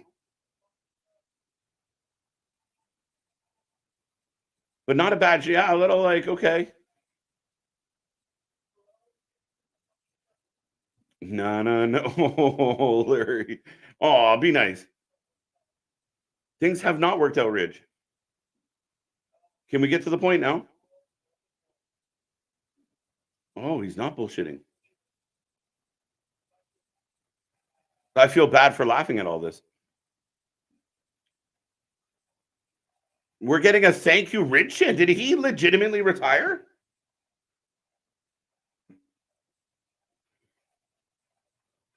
Okay, wrap it up. Yeah, exactly. Welcome to AEW, where the matches are made up and the points don't matter. So Ridge Holland apparently just retired, or quit, or took a break, or I don't know.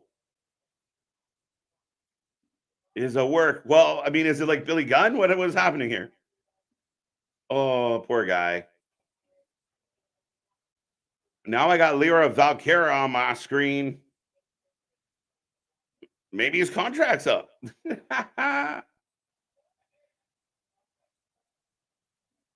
I'm curious. I want to see. He was so serious. Where did they go? Does he just show up next week? Do we go to like footage from his house? What happened? A sabbatical from the ring. All right. He could have done that in a pre-tape.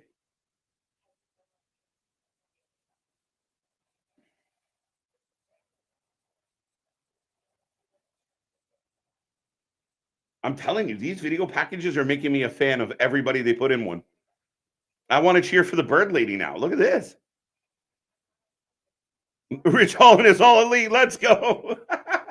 It took seconds. Seconds, guys. Yeah, maybe when they do bring back NXT Europe, I believe they're aiming for. So, yeah, maybe. I don't know. He just shows up and beats somebody up and says, I changed my mind. That's a deep, dark hole to fall down to try and climb back out. It felt real. I'll give him credit. If it's all bullshit, it was nothing but a work. It was a good work. Good job, Ridge. You think WWE would have that after WrestleMania bus flip? You think WWE will have that after WrestleMania bus flip?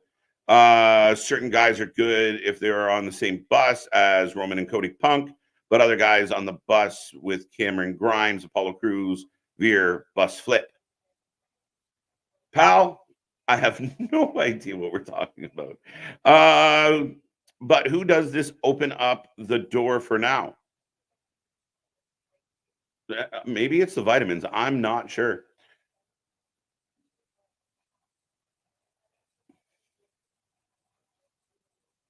I like this. Valkyria saying that Roxy's time has passed. Have you heard any new report? I haven't heard anything about Sheamus.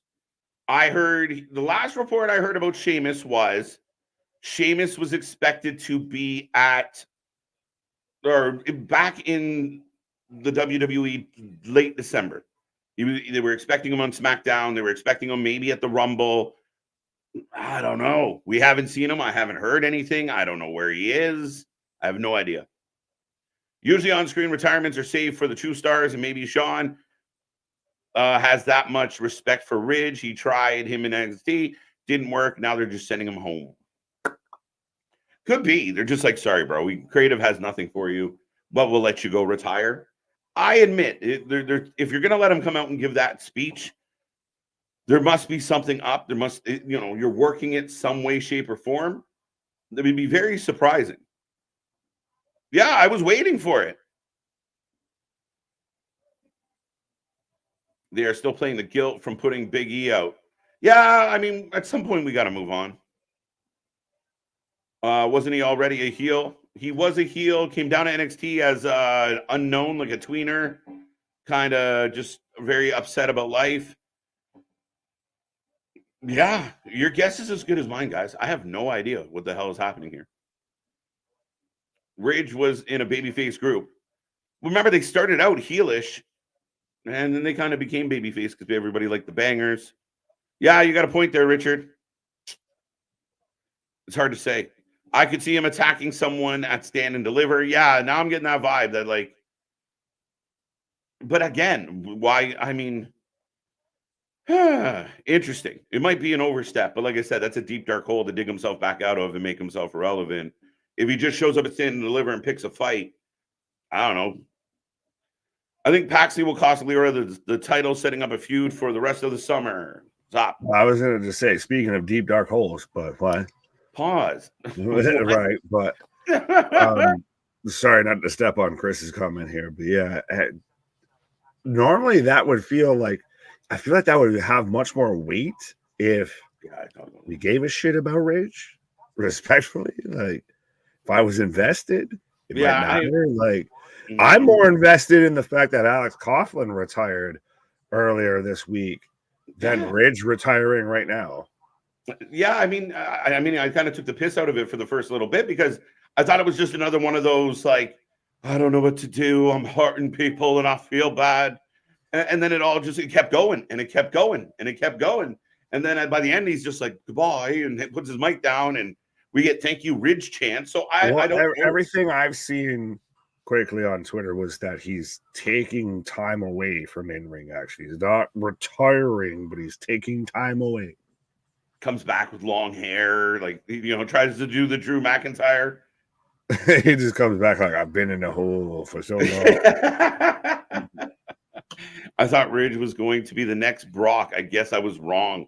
Whoo! That's bold. No one thought that. No one thought that except for you. Best case scenario, Ridge fades into the distance. Ooh, poor Ridge. Ridge was the best future opponent for Oba, but building him up is hard. He had no real character, and his online injury perception never went away. I think the biggest... Sorry, go ahead. No, go ahead. I was just going to say, I think his biggest dilemma is the character side of things, because other people have hurt other wrestlers, but if you have enough charisma, you can walk through that. You can overcome that. And because Owen Hart. Yeah, Owen Hart's a good example. And Ridge struggles to connect with the North American audience, at least at this point in his career. Even if you look at it beyond, like, I'm not even taking into account, he hurt that person, whatever. There was no connection. There was no story. There was no one was bought in on Ridge Holland, I feel. So for him to be like, oh, I'm walking away, it's like, okay. Yeah, where does this go? Well, it's like one of those, like, when someone that you don't even know works at the job says, I quit. It's like, right? Okay. You don't even go here. Not see you tomorrow. Roxanne Perez wasn't pinned. Yeah, she is the uncrowned champion at the moment. So I like this. I don't know if you saw it while you were on your pause. Nice little package building up Bird Lady. Well done. Right. And here comes Duke Wellington. Duke Hudson.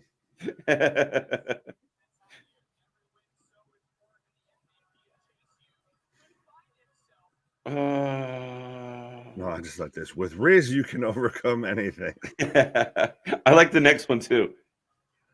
Oh, next week we get Rudge, his brother. Rudge Hollandaise.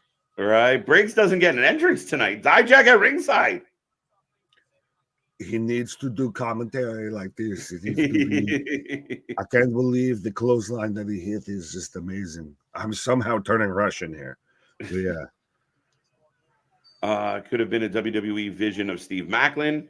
Yeah, and again, maybe it's just a case of Ridge needs to take some time away, let people forget about him, rediscover himself, and return. Could it be one of those if we were just trying to constantly fucking make mountains out of a molehill here, and so maybe we just let this fucking fully cool off, and then we try and flambe this shit? Mm-hmm. Yeah, I mean, what he's doing right now isn't overly working, clearly, because we didn't even take his retirement serious. Literally. As we got Briggs versus Duke right now, guys. If you guys want to make a prediction on who's going to win, I'm taking Briggs, even though he didn't get an entrance. Yeah, as he's eyeing Dijak. I bet you next week we get Briggs versus Dijak to take on Oba. Right. Dude literally just got done with a banger. Now he's on commentary. Shit wild. Hey, we have CM Punk who's going to be commentary at WrestleMania here. So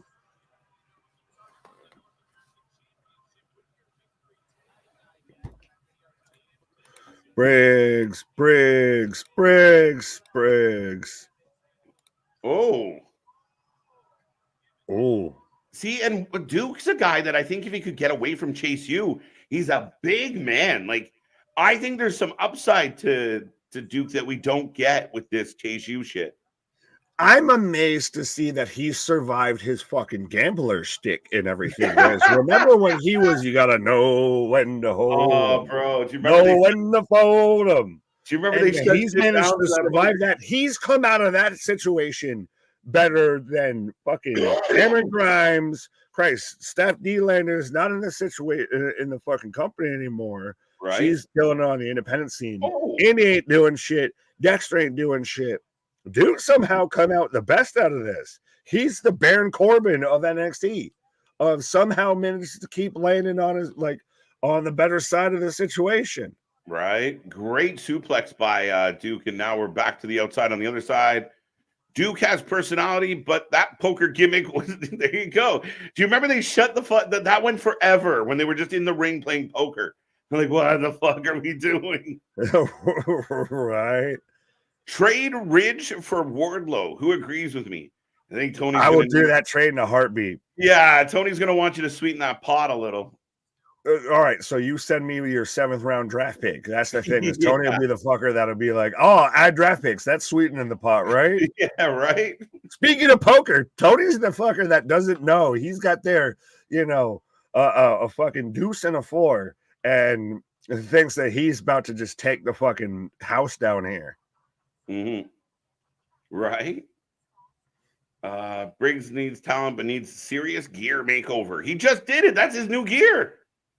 That's his riding through this He's world. a little bit like the Terminator. He's the John Connor to Dijak's Terminator. Right? He definitely going the Sun's motif right now.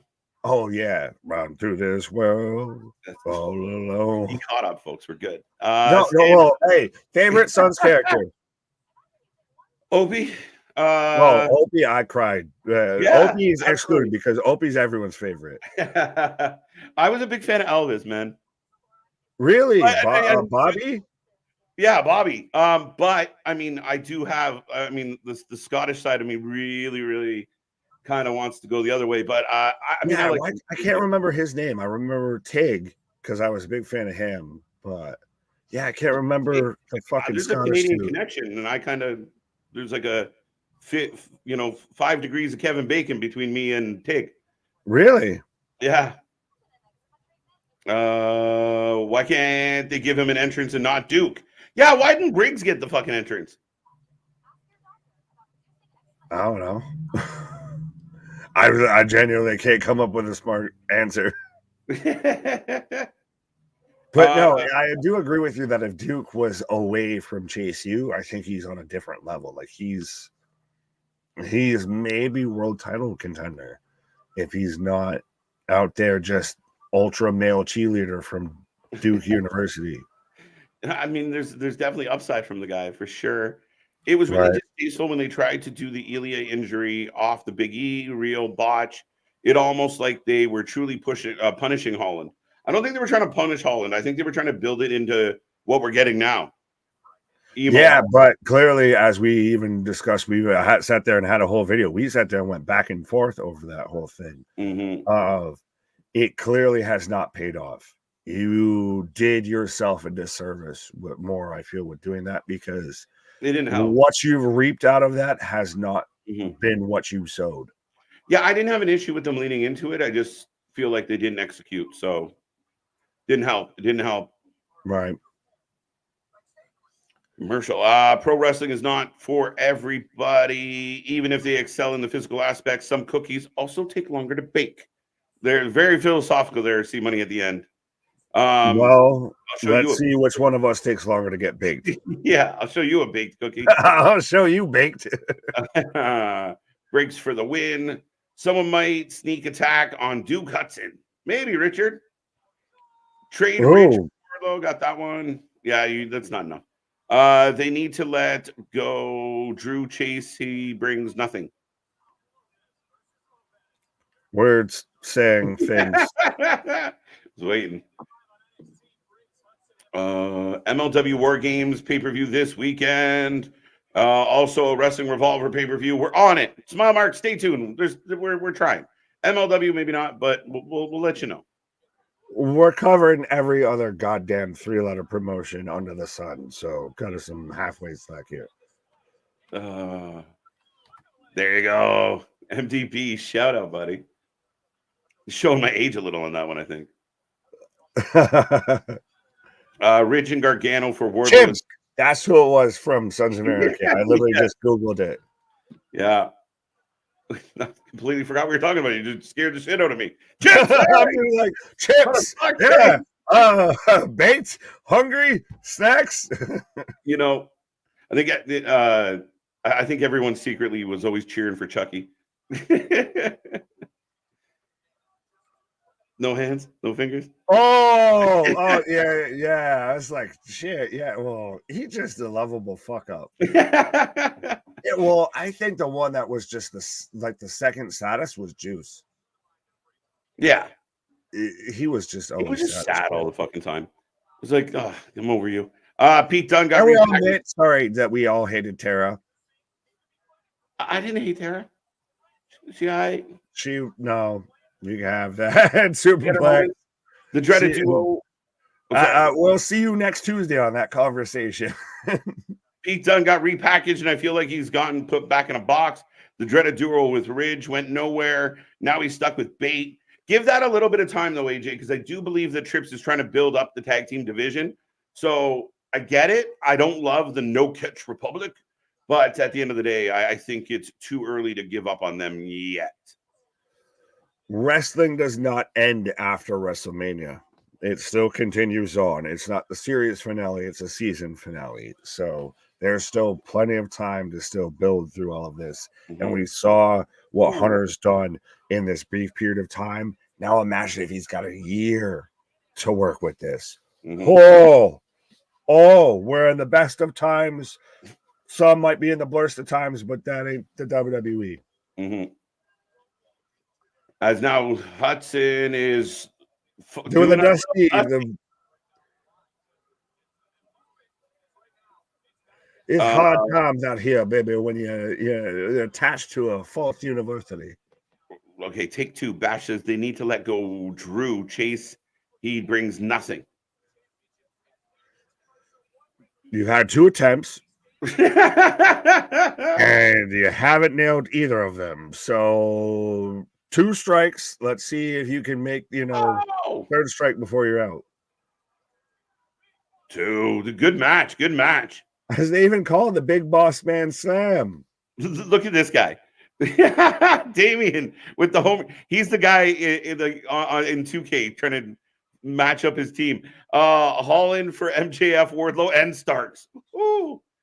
My guy, if we were in any sort of like group fantasy faction or whatever, you offer me that trade, we're in a fucking fantasy fucking game, whatever, I would take that in a fucking heartbeat.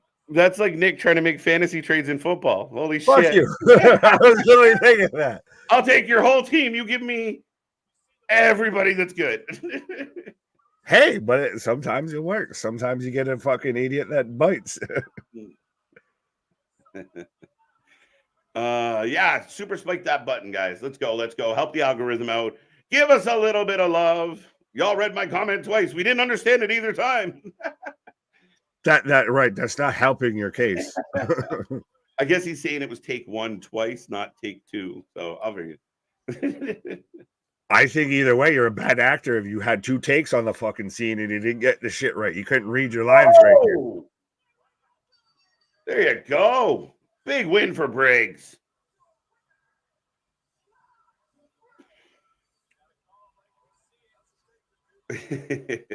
Thank you, Smile Mark. It's been a fun season. I didn't realize I won until today, though. You got to buy and everything. You didn't win yet, motherfucker. Well, I mean, I took the regular season, which is hard to do. Sometimes my team has just been the same pretty much team I drafted. Right? Nick asked. Hey, Ola confronting Briggs here. Oh. He's actually confronting both of them. He says he has 2 worthy opponents. So we're going to get Oba, Dijak, and Briggs?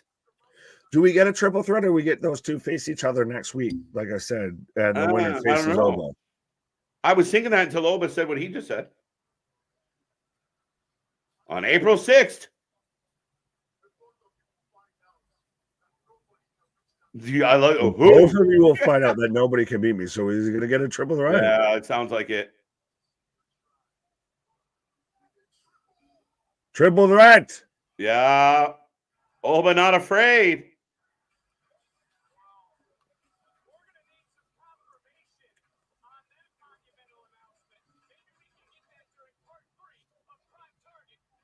So we're about to get part 3 of Prime Target. But yeah, so we've so far had it at least issued of a triple threat. Now, respect to Obi. That's a grown man out there fighting boys. But why not take both of them fight each other and then you get to pick the remains instead of I'll take you both on to where I could not get pinned and still lose the championship. Right.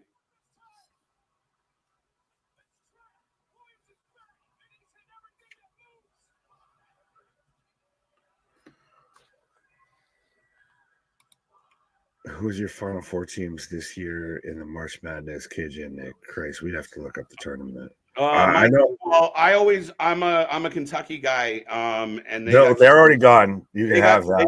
Thank you. Sorry. Yeah, no, they got kicked in the nuts early in the tournament, so I was pretty bummed out about that. I like Iowa this year. Duke. I'm always kind of a closet Duke fan. Arizona, maybe. I just went chalk and just went UConn versus Houston. Okay. Yeah. 1 seed versus 1 seed. Just fucking battle it out. Clash of the Titans. Yeah. No, I've ever since I always went for the Wildcats, and they didn't do so well. Is it just because of the blue and white, and you're just like, well, it's like the Maple Leafs, so you just stuck with that color scheme? Right. That's why you're like Duke too, same color scheme. The blue and white. It's a thing. It's a thing. Creature of habit. Right. Oba is eventually gonna put too much dip on his chin. Chip, not chin. Oh, chip. Thank you. Did you double dip? Don't ever double dip. Double dips. Like, what is he putting on his chin? Pause. Yeah, triple threat. So Dijak, Oba, and now we're getting the him package. Pause. Yeah, definite pause on that. Mm-hmm. Oba gonna stack him and pin him. Yeah, I mean, this is your best way to kind of give somebody a fighting chance. I think a one-on-one, everyone's picking Oba, but Dijak, Briggs, 2 big men, gonna take on another big man. It's a beefy match, Nick. Oh, 100%. This is a big beefy boy slapping me, and I still even think in a triple threat. I'm taking Oba to win. Even I'm going against the Dijakinator. I'm taking Oba. Yeah, I'm kind of with you. Mm-hmm. I don't see it be. We're getting to the point with him to where it'd be hard pressed to see somebody who takes that belt off him here. Right. He just got it. Again, it's gonna be very interesting because he seems so dominant. Like, I think you could just let him beat everybody and then just give up the belt. Kind of like Joe did. I want to go get a new belt now. Right. WWE loving their reign right now. Yeah. And I see it keep up on the chat. We really don't give two flying fucks about Diddy or where he is or what he's doing. So, yeah, we can move on from that. But up next, next week, we're getting a face-to-face Trick and Carmelo. Yeah, I'm not getting called as a witness on if did he do it or not. So you can have that ain't what I'm mad at. It's just off topic. We can talk about it when we're not on stream. Yeah. Can't wait for a stacked week of wrestling next week. Well, we still got to get through this week. It's going to be a fun week here on the channel. And then, next week is just stupid stacked. Literally, it's barely going to get through Monday and Tuesday. And then the whole rest of the way, feel the rhythm, feel the rhyme. Come on, yo. It's Mania time. Hold on tight when I say strap in and strap on. Now, you can't say that with and Diddy's going to really need some knee pads. What is happening right now? Oh, Metaphor is playing. I was like, what the fuck?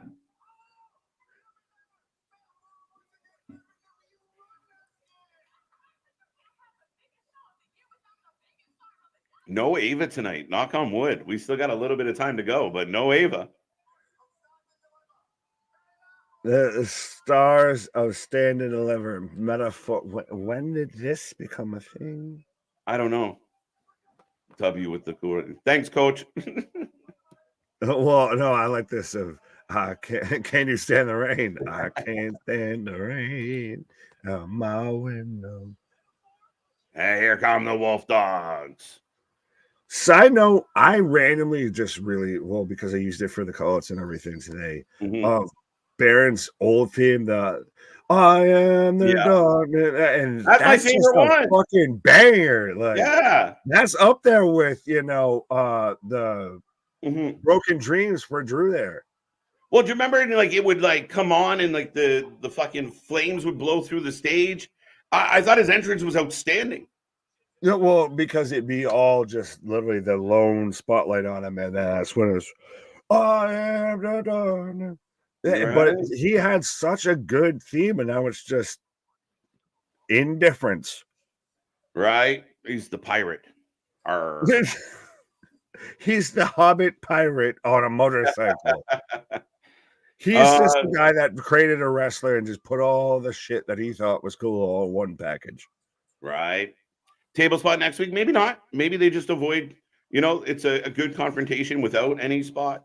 Make us wait for it. No. Yeah. Somebody got to go through that table. Oh, okay. All right. So we'll see. Taking bets. Are you guys doing a live stream for Hall of Fame? Of course we are, Matthew Childs. We are here for all of it. We're going to be doing Bloodsport on the Thursday. We'll be back Thursday night. We got 4 shows. 5, I guess, if you count Hall of Fame on the Friday. Mm-hmm.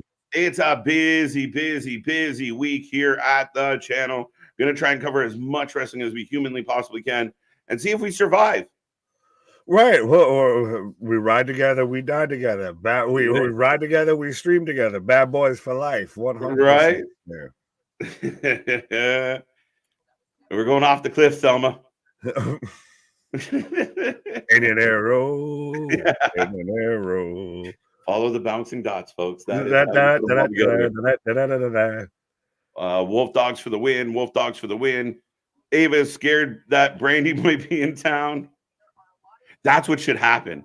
Brandy show up on NXT and beat the shit out of Ava. I'd be thrilled. No, because then you have to acknowledge that she's quote unquote the accident because she's 20 years apart from her sister and everything. That's when you start to open the closet on Dwayne here. I still think that we are getting at some point in time a one-on-one match between The Rock and Cody Rhodes. Yeah, and I don't foresee that being for a world title. No, it could be though. It could be the case of you know The Rock. So Cody beats Roman. Maybe Roman goes on a little bit of a dip, and Rock is kind of like, I have to avenge.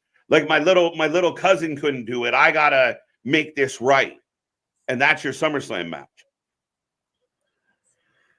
But the only thing that I would say that's gone against that is that this has already been enough Rock Cody. Like, do we need to just even double, triple down with this? Well, it might. Well, yeah, it might be better for Backlash, but I don't know how that plays out. No, I could still see it being Roman or being Rock versus Cody at SummerSlam. You're right. I don't think it's for a world title or anything. And then Roman I'm still holding steadfast to the fact that Romulus Roman Reigns will walk into WrestleMania in Philadelphia as world champion and will walk out of WrestleMania as world champion. I'm not thinking it, man. I mean, we're gonna disagree on this. I think you can have that. That ain't what I'm mad at. And it's funny because for the longest time, and I told all the fans out there, like, I'll make it clear: if Cody doesn't win, I'm not going to be pouting. I'm not going to be upset. It's fully possible. I just feel like it seems like it's going to be Cody. So. Well, no, I'm the exact opposite way of that. Like, if Cody wins, I will not. I will just be more surprised of, did Roman get a disservice on the back end? Like, what do we do with Roman coming out of that? But I'm not going to be like, oh my God, this is a travesty. How could they do this? Anything with that. Right. Speaking of Hall of Fame, any guesses? Did you see your buddy, the What Man himself? Why? I think I would do a great job inducting Paul. Why? I mean, he's got history. Paul kind of saved the man's career, technically, kind of. I mean, if it ain't him, I think it's very much a short list of a bully. Bully makes Tommy's sense. Probably already out of that. Tommy will just go too long and get too emotional. Yeah, but I don't think enough people give a shit about Tommy. No offense, Tommy Dreamer, you're an OG legend. But offense. He doesn't have that marquee value. He kind of slid off it. It would be, it'd be like him. Austin Dreamer. The only other person I could think of that we know will be there is Ariana Grace out here. As could it be Stephanie? Dijak's just still selling this claw here. But it's gonna make it hard to do some things later on in the hotel room. But anyways, preset kung fu grip. Stranger has entered the chat. But what if it's one Philip Seymour Brooks? Oh, see that there's history there too. That I could make that work. Yeah.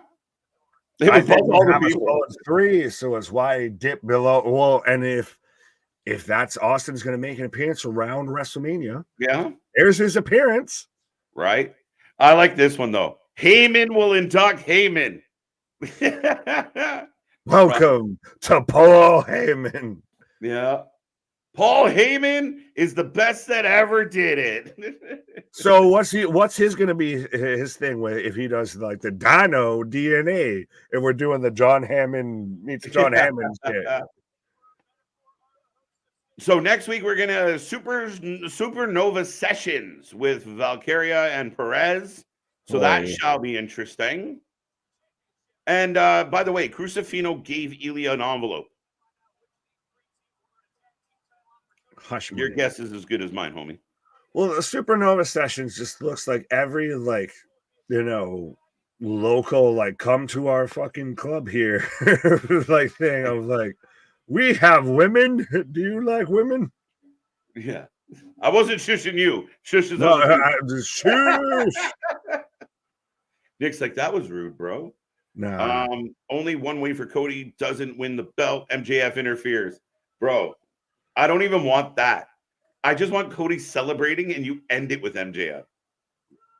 If I hear in Philadelphia this coming weekend, if I hear it all, again, please, for the sake of my loved ones, have the 9 and 1 already set in your phones just during the main event because that could happen. because I will fall the fuck out. Right? I will be gone. Elizabeth, I'm out of here. I told everybody more than anything else. That's why I want that moment to happen. I might even step off screen just so you're bigger as you freak out. Just watch. You can watch a man pass away in real time. We're going viral, bitches. Right.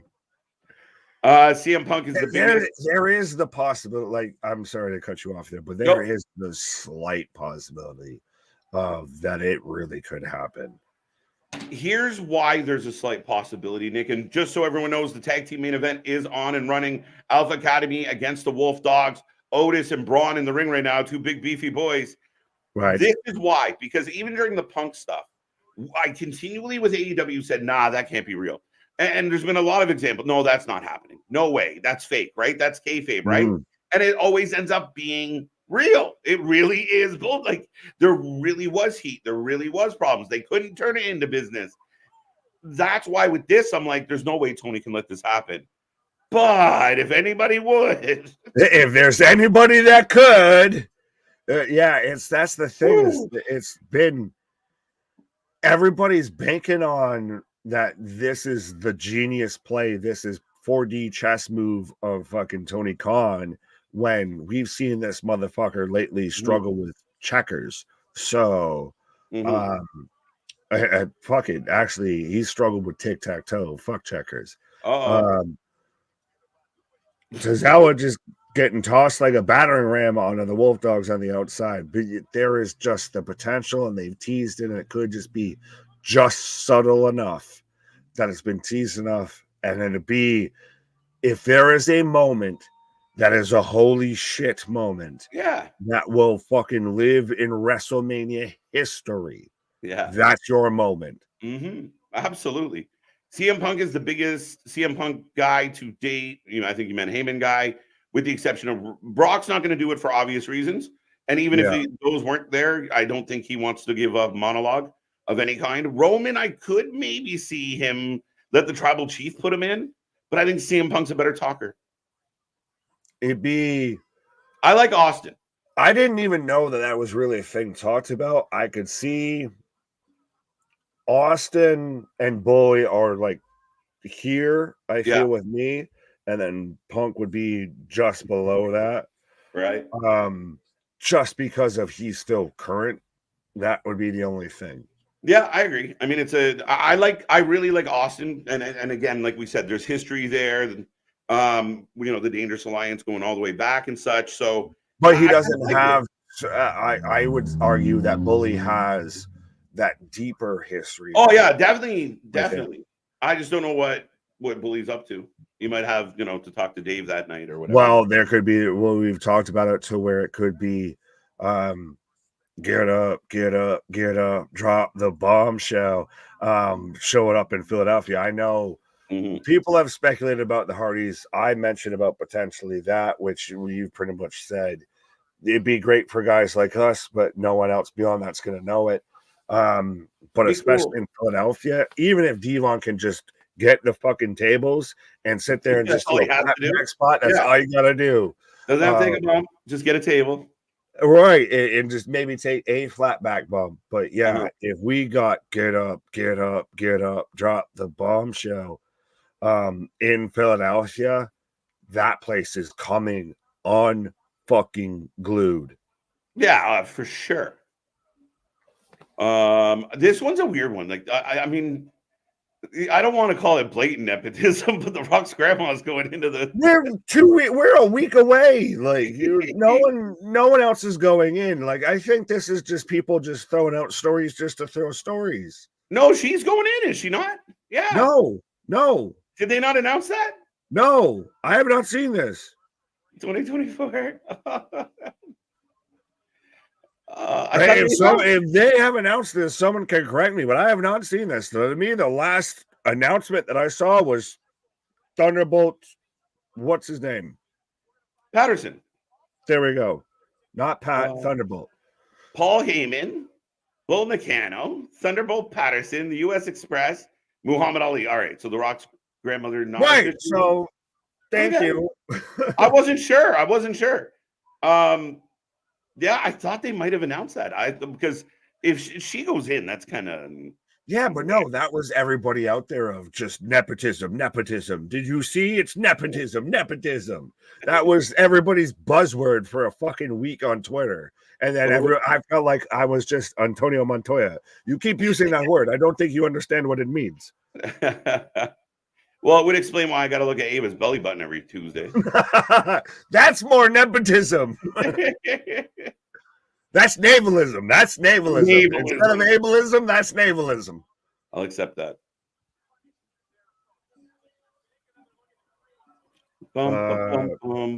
Vance letting us know on the basketball scores of 101 Lakers, 101 Bucks, fourth quarter, 2 seconds left. When does the NBA playoffs start? It's got to be soon, or are they in them? No, they got to be coming up. Well, it's close. It gets a little bit larger because they've added the extra rounds and everything. Oh, that's right. And they did the bubbles. Mm-hmm. An effing clue. Shit, I put my grandma in the hall. Shit, I'd put my grandma in the Hall of Fame if I could. I don't blame them. No, facts. April. All right. There's only 9 to 10 games left for most NBA teams. Yeah, hockey's down to about 15, I think. Oh, that was clean. So Bron literally flipped up Tozawa and then caught him basically essentially into an RKO out of that. Like, that's it. He's dead, right? Like, that's the end of the match. Mm-hmm. Somebody made a comment about chubby Tozawa back in the day. Yeah, if you haven't seen chubby Tozawa, it's funny and it's adorable. Well, I was trying to think of a name from Kai and Tai, and I remembered Taka Michinoku, but I couldn't remember. Funaki. Is that chubby Tozawa is just Funaki?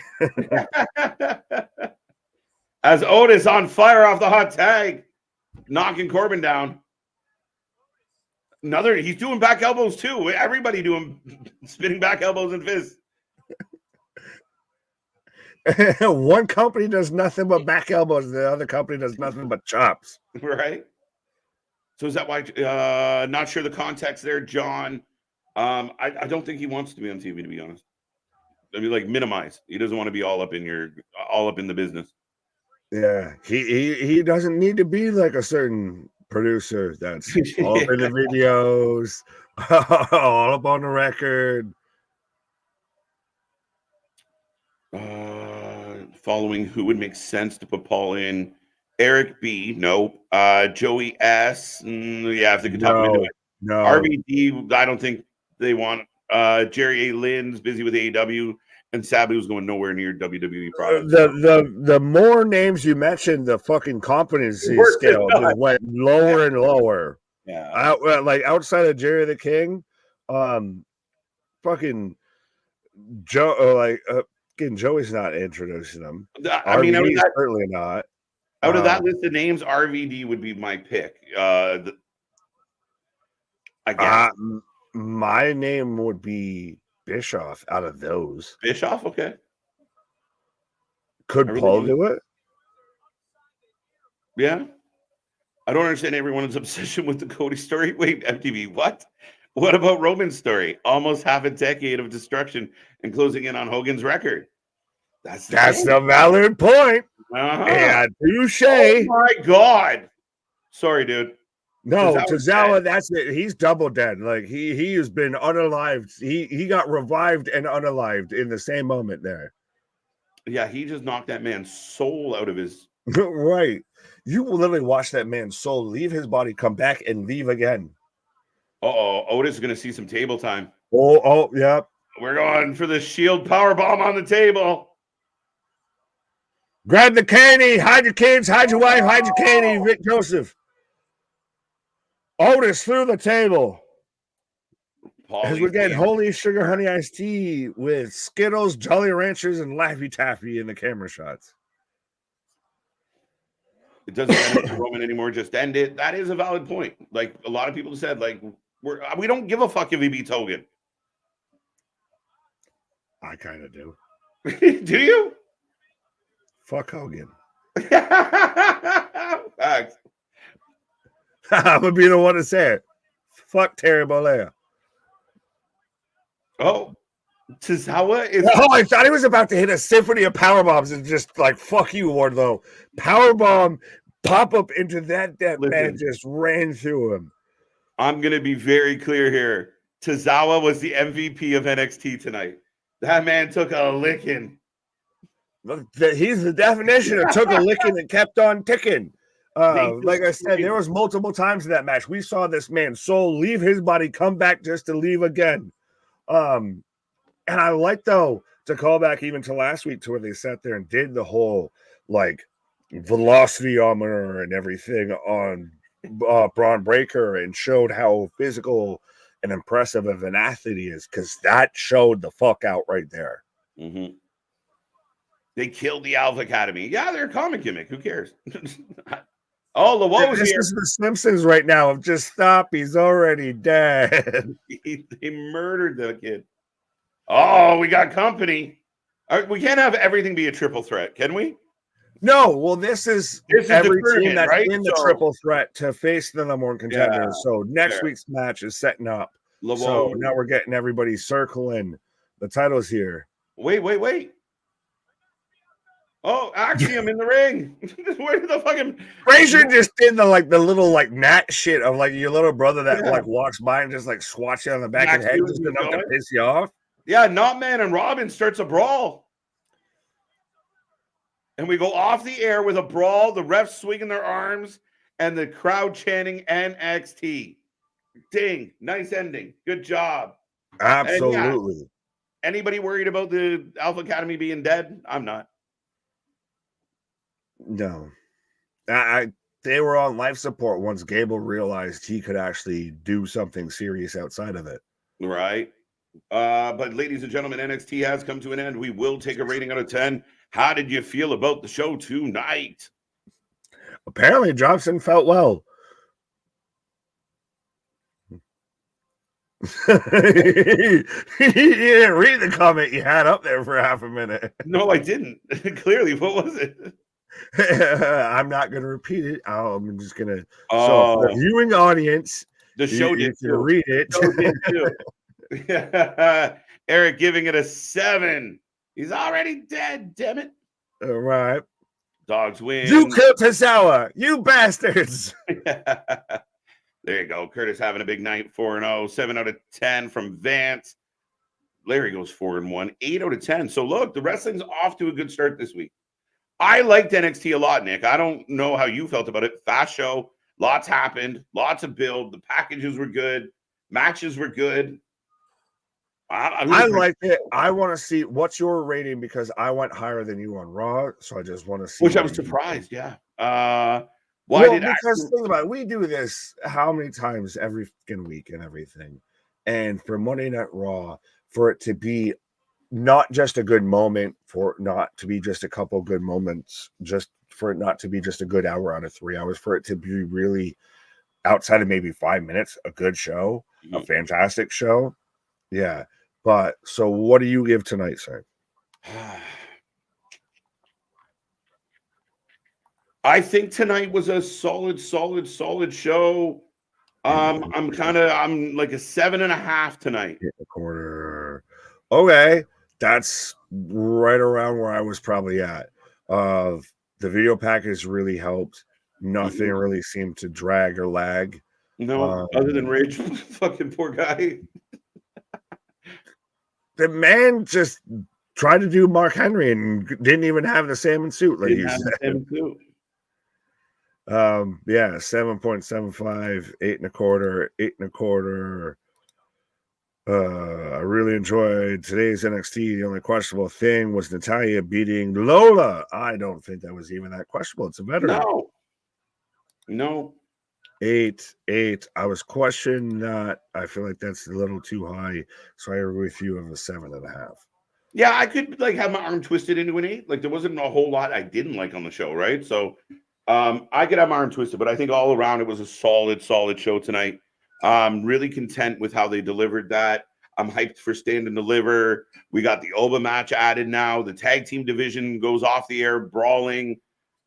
They checked all the boxes. I'm excited for the women's match, the women's title match.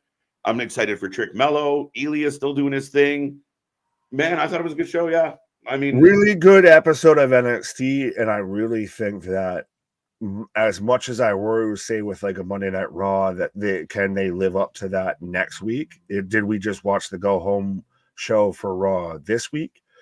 NXT, I feel like they've still got definitively enough rounds in the chamber. We're gonna clearly get, something that's gonna send we got more right into go home to the go home for Stand and Deliver next week. Yeah, we got a face-to-face coming up. We got other things to figure out, shaping up nicely. But yeah, I definitely agree with you. We definitely got one more week to kind of lock everything in.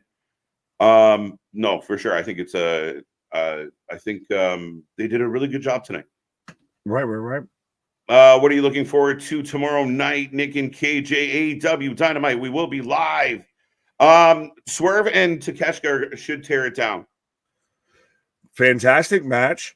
The reasoning terrible, but fantastic match. That match and Ospreay versus Shibata are the two things I'm looking forward to. I know you talked about when I was on a pause with the women's Fatal 4-Way, which just what in the fuck. But those two matches alone will, and that's why, like I've said, that will carry the show. That'll be the thing that everyone's talking about, and that'll be a half hour to an hour tops out of a 2-hour show, and nothing else will get talked about. Mm-hmm. Yeah, I'm curious about the Shibata Ospreay match. I hope it's a good one. I'm happy about Shibata. I don't dislike Shibata. I'm just a little surprised with his booking lately. Like, you bring him in and you kind of got him working an angle, but he's probably going to lose again. Maybe this isn't the best booking for one of your belt holders, one of your 17 belt holders. He loses to Ospreay and Takeshita loses to Swerve. That's clear and obvious, I feel. Mm-hmm. And again, like if Swerve doesn't beat Takeshita, I'm going to be scratching my head all around. Yeah, normally it got me doing this shit. This shit. I don't even get how that match came about. Of like, well, you already lost to Ospreay, so now you just got to be instantly added into the world title picture. Why? Yeah, well, again, I'm not quite sure.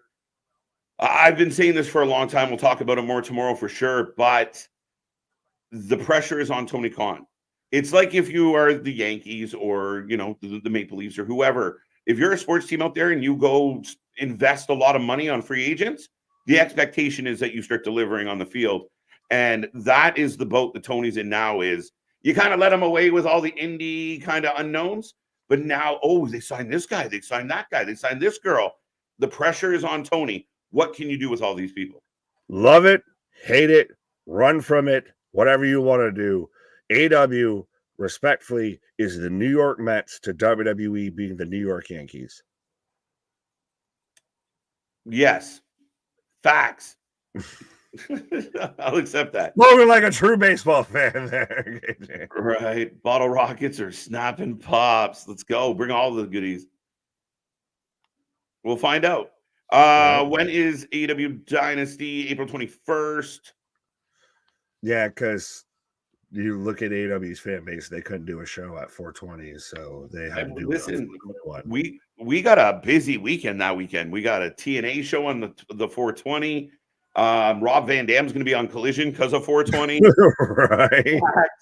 And then, we got Dynasty on the Sunday. So busy weekend here.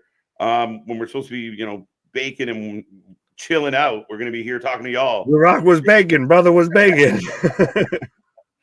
8.5 says Juan.